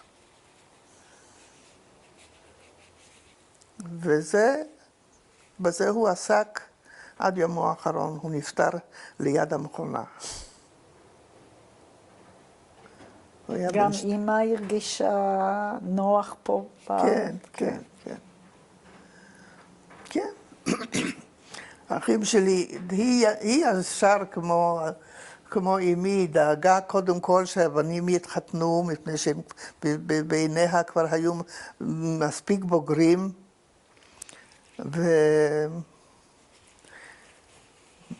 והם התחתנו בהתחלה. אחי הגדול, כל שנה הייתה חתונה. ב-1951 התחתן אחי הגדול, אני התחתנתי ב-1953, ואחי השני, האמצעי, התחתן ב-1954. והיא הכינה את כל העוגות, לכולנו הייתה חתונה באולם, כלומר מצד החתן, הבנים כנראה הצד של הכלה צריך היה לדאוג. אבל לחתונה שלי היא עפתה את כל העוגות לבד. והביאה קונדיטור הביתה, ובסיר פלא היא עשתה את העוגות. הביאה קונדיטור הביתה, שחתך כמה עוגות ומילא את החורים, ושם קרם, והיו עוגות מקצועיות, 25 עוגות. בשבוע אחד היא עשתה את זה. והייתה לי חתונה גדולה ברחוב בנחלת בנימין, אבל מה ששכחתי, זמן מה לפני החתונה שלי, אבי לקה בהתקף לב. והחתונה הייתה בקומה שלישית ברחוב נחלת בנימין, ואז אני זוכרת, זה לא היה כמו היום שנתנו לאנשים אחרי מחלת לב ישר ללכת וזה. האחים שלי לקחו אותו על כיסא, נשאו אותו 3 קומות למעלה לאולם, שלא יעלה את המדרגות.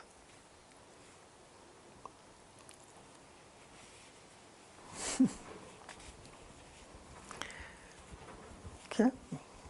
כמה ילדים יש לכם? לכל אחד... לך. לי יש 3 ילדים, 9 נכדים ו3 נינים, ו1 בדרך. כן ירבו, כן ירבו. כן. את מדברת עם הנכדים? את, כמו שאת אומרת, את דיברת עם הילדים שלך על מה שעברת? הרבה זמן לא דיברנו, כפי שסיפרתי. זהו, בשביל זה אני שואלת, מתי כן דיברת? לא, כפי שאמרתי לך, שאנחנו החלטנו שאנחנו מדברים בינינו רק עברית, ושאנחנו לא מדברים על העבר. וכשבעלי גמר את הדוקטורט, הוא הוזמן להרצות ב-Jewish Theological Seminary, ומשם, בניו יורק נורא חם בקיץ, ויש ל-Jewish Theological Seminary יש מחנות קיץ לנוער האמריקאי. והם אפשרו לנו, כלומר, לצאת למחנה קיץ למשך הקיץ. בעלי היה שם פרופסור in residence, ואני זוכרת במחנה הראשון היינו בפוקנוס, בהרי פוקנוס. והמדריך החליט ב9 באב, במקום לדבר על 9 באב, שאנשים יוצאי שואה ידברו על השואה. אז הייתה שם אישה שהייתה באמת במחנות בפולין, שדיברה על העבר שלה במחנות, ואני דיברתי על העבר שלי. פעם ראשונה? פעם ראשונה. עמדתי לפני קבוצת הבנות הבוגרות, ובתי הבכורה הייתה ביניהם. בתי הגדולה, מילכה. ואני סיפרתי את הסיפור על יום כיפור בפסיולוג, בין היתר. והיא ככה ישבה והקשיבה, ואחרי זה היא באה הביתה, היא כבר לא הייתה בבית, היא הייתה עם הקבוצה שלה, ואמרה לי, אמא, איך זה שאף פעם לא סיפרת לי את הדברים, לא סיפרת לנו את הדברים האלה. אז אמרתי, אני עשיתי את זה בכוונה. רציתי שתגדלו כמו כל הילדים האחרים.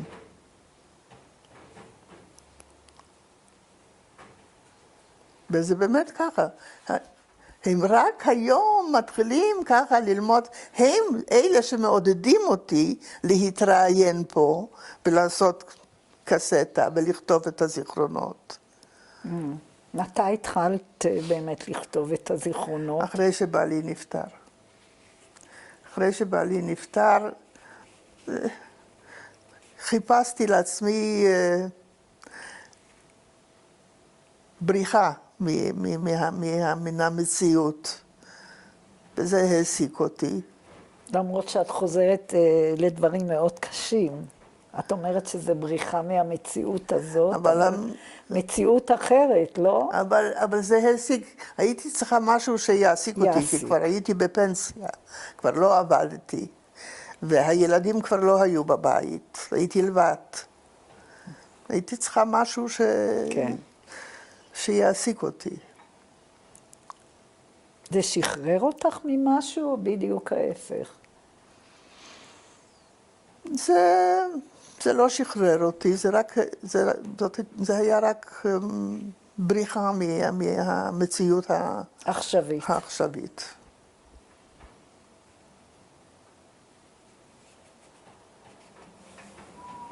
עשית טיול שורשים? סליחה? טיול שורשים? כן, הנה. יש לי שם את כן, אנחנו נצלם אחר כך, אבל... כן, עשיתי... מה היה... ב-86 היה... יצא טיול מהאוניברסיטה העברית של החוג לספרות יידיש ולספרות עברית. והמטרה זה לא היה טיול של הנסיעה הזאת, זה היה כנס שהתקיים בקרקוב על נושא ההיסטוריה של היהודים בפולין.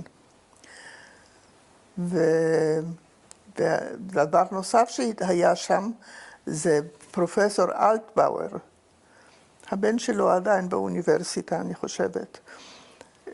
עשה שם את חידוש הדוקטורט שלו, 50 שנה לדוקטורט שלו באוניברסיטת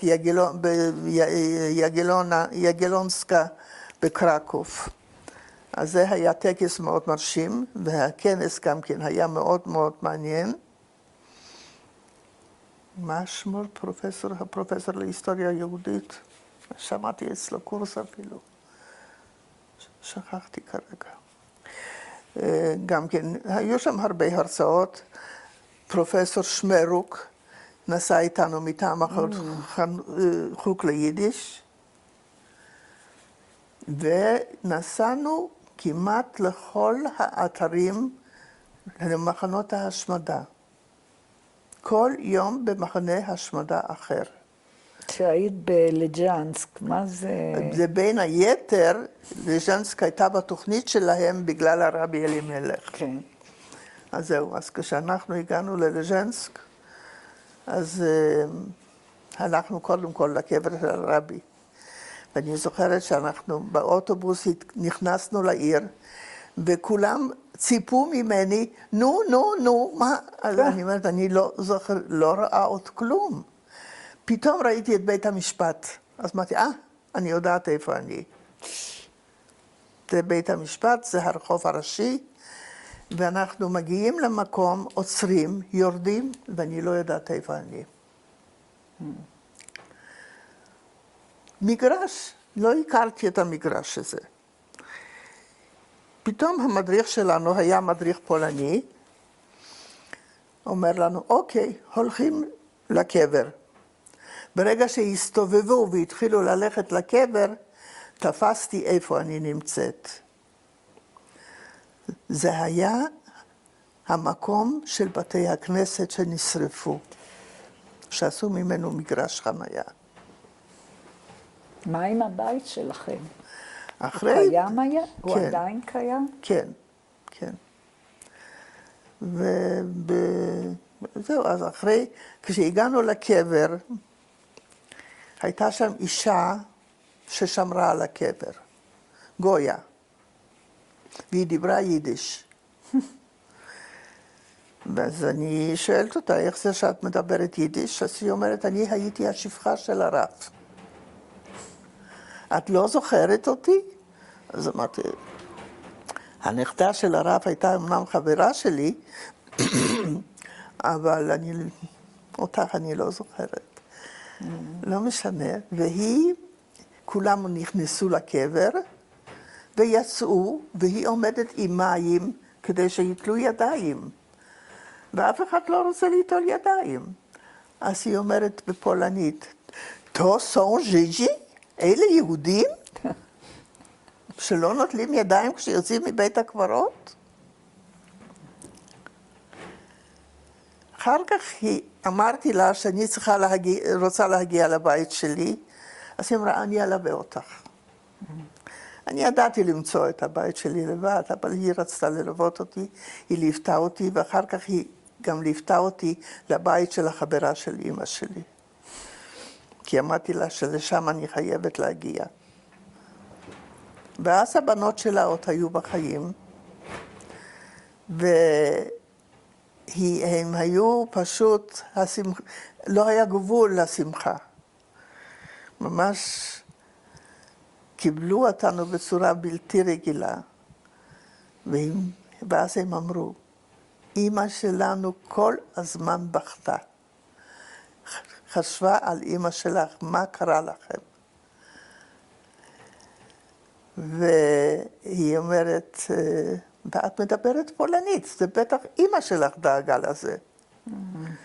הייתה להם גם דעה מאוד מאוד טובה על אמא.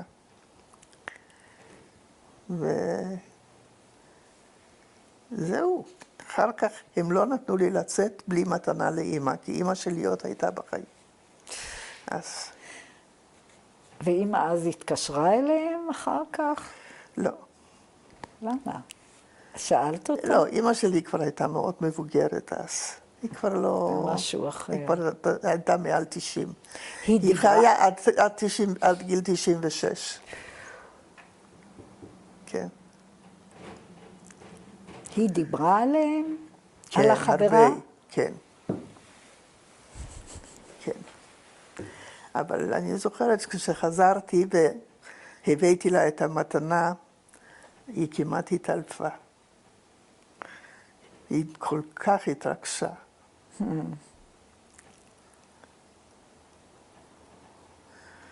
כן. פעם שנייה שנסעתי לפולין, זה היה לא מזמן, לפני 3 שנים, עם ביתי, עם אחת הבנות שלי. יש לי 2 בנות, הן שונות מאוד זו מזו. אבל הגדולה בכלל לא מעניין אותה, היא לא רוצה לחזור לפולין. והקטנה, זה היה לגמרי במקרה. היא כל הזמן אמרה, אמא בואי נעשה טיול שורשים. אז אמרתי, אני כבר הייתי פעם אחת, אין שם מה לראות, רק בתי קברות וכולי וכולי. והאנטישמיות עדיין חיה שם ובועטת. הרגשת אותה בביקורים שלך?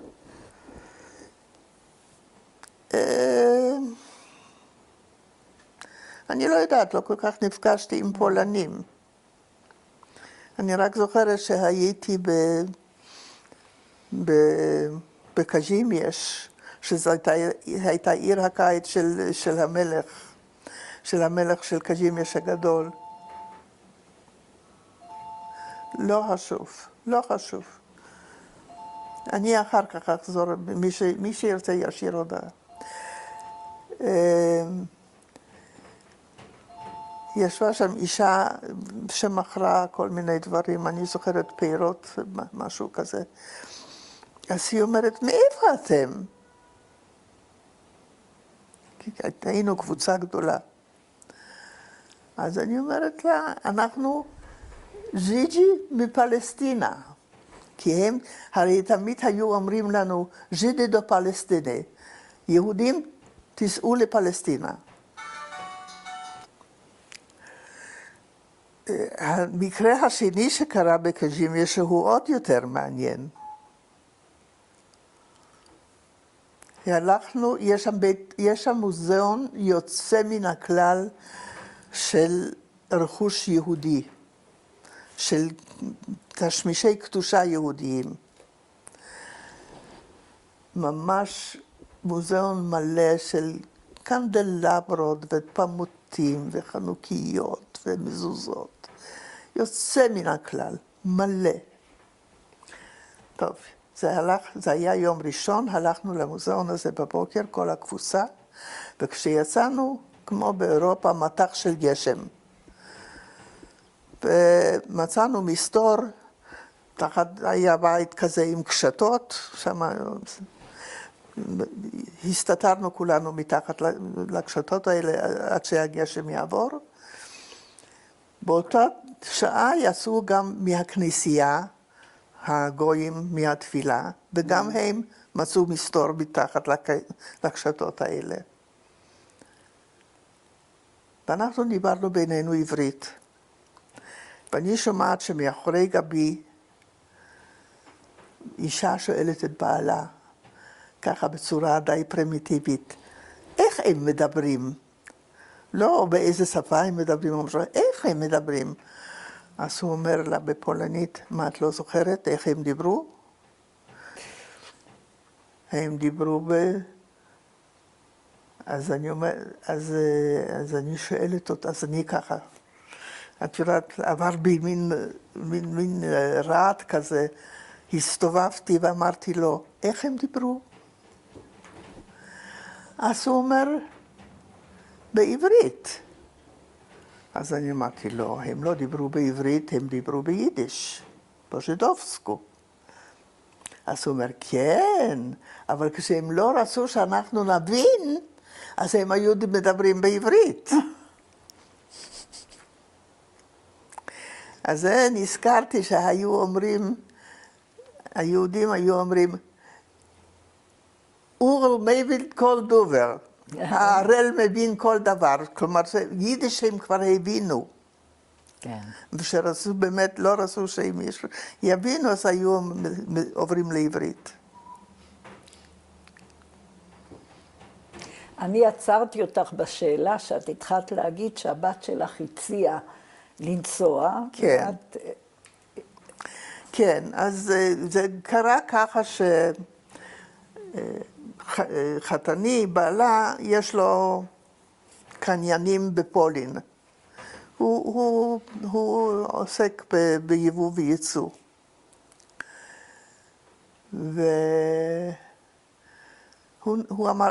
עמד לנסוע לפולין ואמר לה שהיא תצטרף. אז היא אמרה כבר, אם אני מצטרפת כבר, אז אני רוצה גם לצרף את אמא. אז כבר נעשה שורשים. ואני כבר לא כל כך רציתי והתלבטתי, כי כבר לא הייתי, הרגליים שלי כבר לא הלכו כל כך טוב כמו פעם, וידעתי שזה כרוך בהרבה הליכה וכולי וכולי. אבל בכל זאת הסכמתי בסוף, ונסענו. ואז באמת היינו בוורשה שבוע, ואחר כך משם שכרנו אוטו ונסענו יום שלם עד שהגענו לוויינצוט, ללינה, רק ללינה, כי בלז'נסק לא היה מלון. אז לנו בוויינצוט, ולמחרת בבוקר נסענו ללז'נסק. בדרך גם נכנסנו לעיר של הסבתא של חתני, לתומאשוב. כן, גם שם עצרנו. וזהו, חזרנו דרך קרקוב. בקרקוב היינו עוד שבוע, עוד כמה ימים, זה לא היה שבוע, עוד כמה ימים. ושם באמת הדבר המרשים ביותר היה המוזיאון של שינדלר. שיש לי פה תמונות מזה. זה היה בשבילך סגירת מעגל או משהו? היה לזה משמעות? כן, כן. בהחלט. חתני אמר שזה הייתה בשבילו הנסיעה הכי מעניינת. זה שאני עמדתי שם איתם ודיברתי, כי הם גם הקליטו אותי. והסברתי להם הכל ברחוב שלי, על יד הדלת של הבית שלי. דרך אגב, כשהייתי פעם ראשונה, האישה שגרה בדירה שלנו לא נתנה לי להיכנס. מה היא אמרה? הם מפחדים, הם מפחדים. בגלל שכאילו... כן, אז אני, דבר ראשון פתחתי, אני לא רוצה כלום, אין לי שום דרישות מכם, אני רק רוצה לראות את הבית. לא נתנה לי להיכנס. היא חיכתה שבעלה יחזור, ואז אמרתי לה, את יודעת מה, תתני לי רק לצאת למרפסת, כי מן הפרוזדור הייתה מרפסת, הייתה יציאה למרפסת, ואני רוצה רק לראות את הגן, כי היה גן עם 3 עצים, עץ אגוס ועץ תפוח ועץ אגס. בזה אני זכרתי כל השנים שאני הייתי מחוץ ללז'נסק. אז אמרתי, תתני לי רק לראות את הגן. אז היא נתנה לי לצאת לראות את הגן, ובינתיים בעלה הגיע, איכשהו היא הודיעה לו שאנחנו פה, ולא היה גבול לחוצפה. אולי אני יכולה להתערב אצל שירשו לו את מכשירי החקלאות שלו, את כלי החקלאות שלו, להשאיר בבית הקברות היהודי.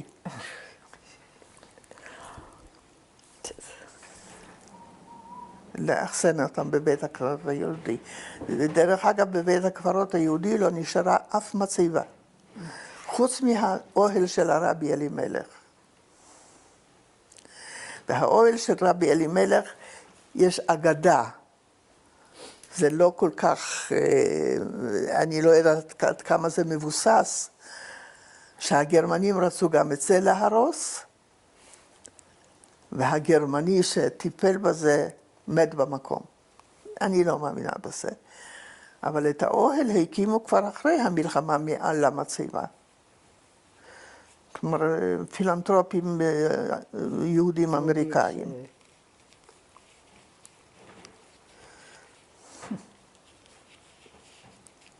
מה את חושבת עכשיו על חוק השואה, על כל החוק החדש בפולין? למה את מתכוונת? שהיה לאחרונה עם מה חלקם של הפולנים. אני חושבת שזה איום ונורא. שזה ממש שכתוב ההיסטוריה. מפני שהיו פולנים, היו גם פולנים טובים באמת שהסתירו יהודים, וזה באמת הייתה סכנת נפשות. אני לא יכולה להגיד שלא. והיו גם, הפולנים סבלו גם כן, וגם הם היו כאלה שהיו באושוויץ. אבל מה שהם עושים זה נורא, מפני שבסך הכל רוב העם עזר לגרמנים.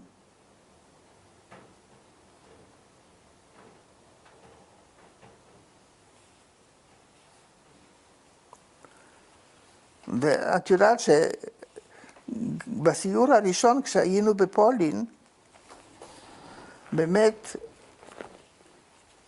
הייתה התנפלות בקרקוב זה היה, אני חושבת, על בית הקפה של הקצינים, שאנשים מהגטו יצאו והתנגשו בבית קפה מול האופרה, בבית הקפה של הקצינים, והרבה קצינים גרמנים נהרגו אז. כן. ואז הקימו שם מצבה, ומה כתוב במצבה? בוהטרי פולסקה, גיבורים פולנים. שום אזכור שזה היו יהודים מהגטו. ואז אנחנו, כלומר, הוועד הזה שקיים פה בארץ, דאג לתיקון המצבה הזאת. שהיה כתוב פולסקה и ז'ידובסקה.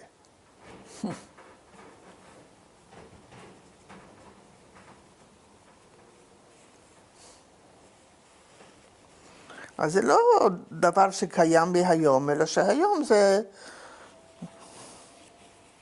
הפך להיות רשמי, ונתניהו חתם על זה.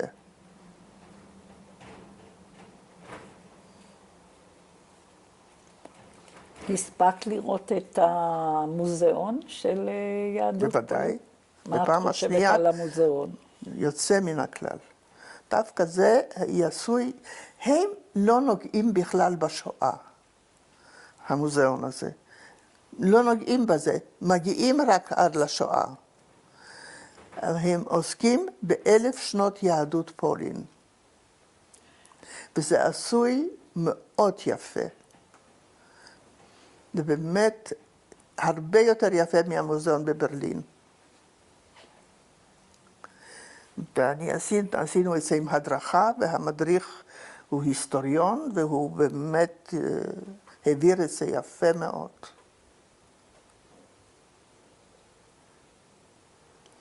שושנה, באמת לפני סיום העדות שלך, האם היית רוצה להוסיף משהו לדורות הבאים, נכדייך ונינייך, למי שיצפה בקלטת שלך? שידעו להעריך את הארץ, את המולדת.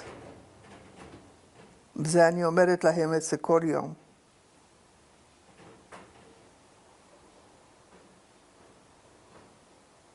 אני אולי אסיים בעוד, למרות שזה סיום יפה מאוד. הייתי רוצה לשאול איך את רואה את השהות או את המגורים של כל כך הרבה ישראלים בברלין? זה בדיוק מתקשר למה שאני אמרתי. כן. אולי הדור הצעיר פשוט לא יודע מה להעריך את המולדת. ואני אמנם אסור לי לדבר מכיוון שיש לי בן בארצות הברית, אבל הבן שלי בארצות הברית מכוח הנסיבות, מפני שהוא שייך בעצם לחברה הישראלית, הוא ביום שישי מגיע והוא יעבוד כאן. אבל אני לא כל כך שמחה שהילדים מקבלים חינוך שם ולא פה. הם אומנם קשורים לחב"ד וגרים בסביבה יהודית בקליפורניה, לא בקליפורניה, סליחה, בפלורידה, בעיר הזאת פארקלנד, איפה היו היריות לפני שנה על בית הספר התיכון. ושם יש הרבה יהודים. אני הייתי שם, ובאמת הלכתי לקנות נעליים, ויש שם כיכר של חנויות, כולם של יהודים. ורוב החברות של הנכדות שלי הן יהודיות. אבל יחד עם זה, את יודעת, זה אחרת. אבל ברלין כגרמניה, האם זה מפריע לך? אני אף פעם לא יכולתי להבין יהודים שרצו לחזור לגרמניה.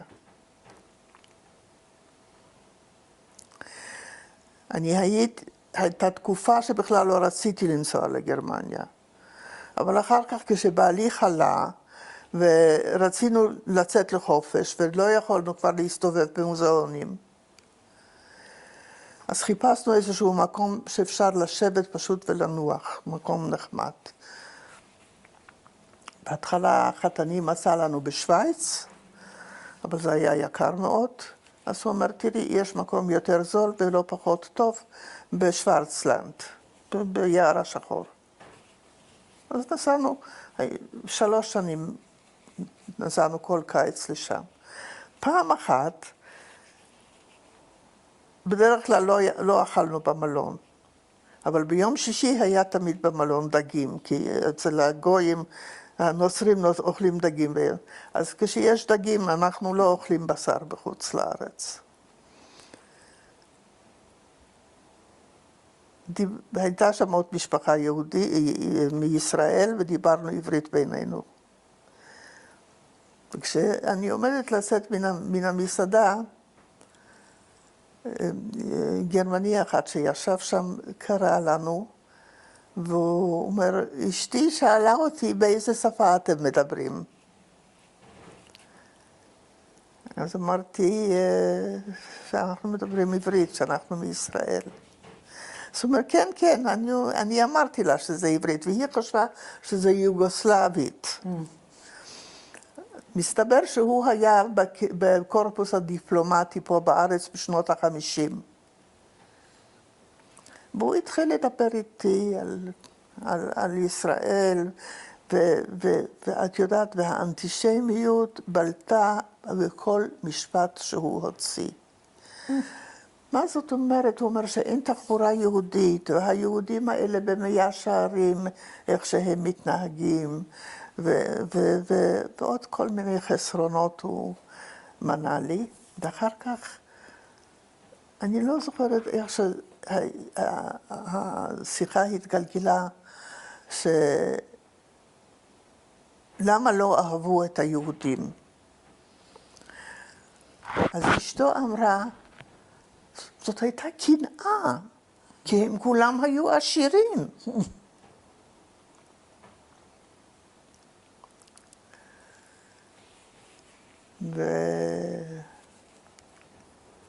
אז אמרתי לו, אבל אתה יודע, גם באמריקה יש יהודים עשירים, אבל שם אין אנטישמיות, לא רודפים את היהודים.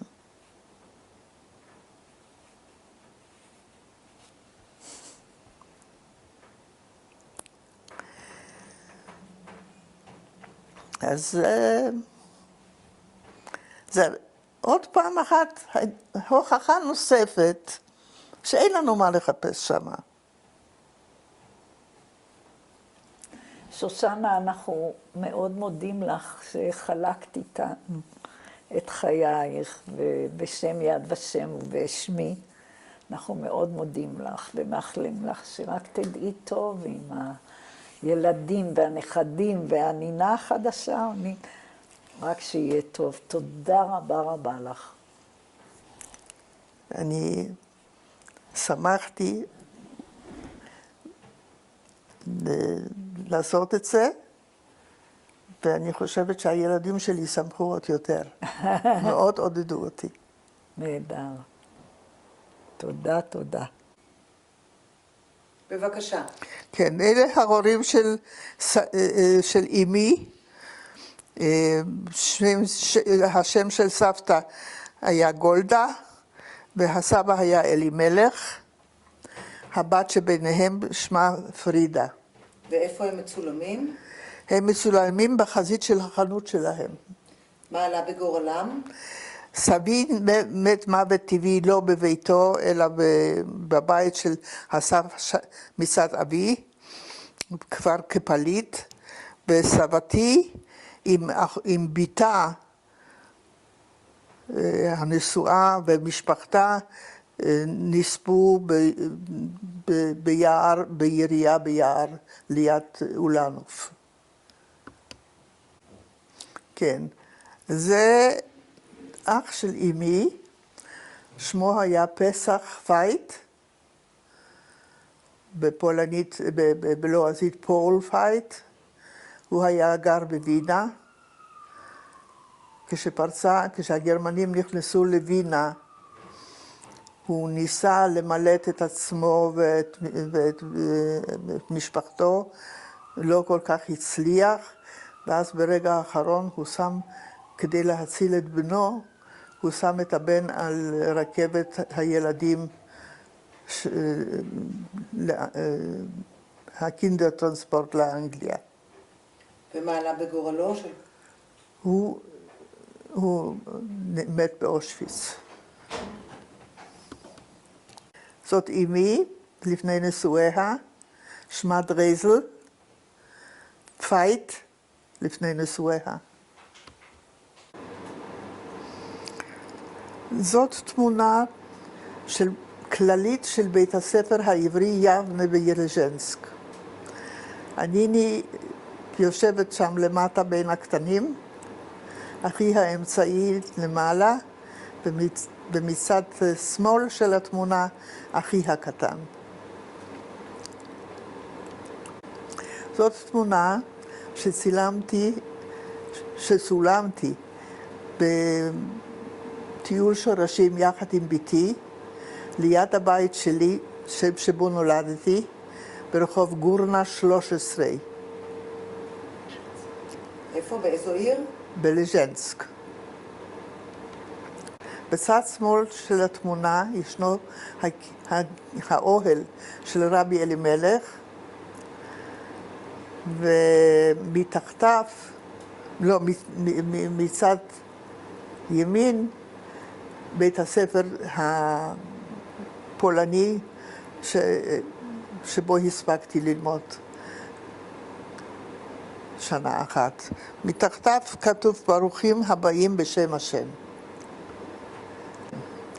כאן אנחנו רואים את התמונה הכניסה לבית של משפחת ווש, ומצד שמאל של התמונה אני מצולמת עם נכדתה ועם ביתי.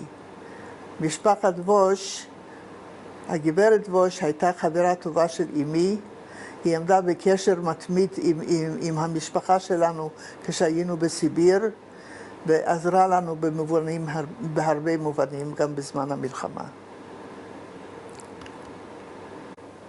זאת תמונה שצולמה כבר בהיותי בארץ, אני חושבת שבשנה הראשונה לשהותי בארץ. אלה הבוגרים ממני, חיים ויהושע. התמונה הזאת צולמה במחנות העקורים בגרמניה. אלה הוריי, כבר פה בארץ, בביתם ברמת גן ברחוב הרועה. אני חושבת שזה צולם בערך בשנות ה-70 המאוחרות שלהם. ושמם? אבי היה יעקב ואמי דרזל, ובארץ היא קראה לעצמה יותר דורה. זו תמונה שצולמה בחתונה שלי בפברואר 1953, בעלי משה ויינפלד. זאת אמי ב-1955 עם נכדתה הראשונה, ביתי הבכורה. זאת תמונה שצולמה בחתונה של נכדתי, ביתה של ביתי הבכורה, מילכה. מצד ימין אנחנו רואים את בני, מלאכי, לידו ביתי, עדי, על ידה הבן של ביתי הבכור, של מילכה, מתן, אני, מילכה, בעלה רחב בוני, לידו ענת, הבת של ביתי, הכלה, לידה בעלה, יונתן לויט, לידו הבן של הבכור של מילכה, מתחתיו הבן שלו, שני הבנים שלו, מתי ואילי, ולידו אשתו שרה. כן. זאת תמונה שצולמה בארצות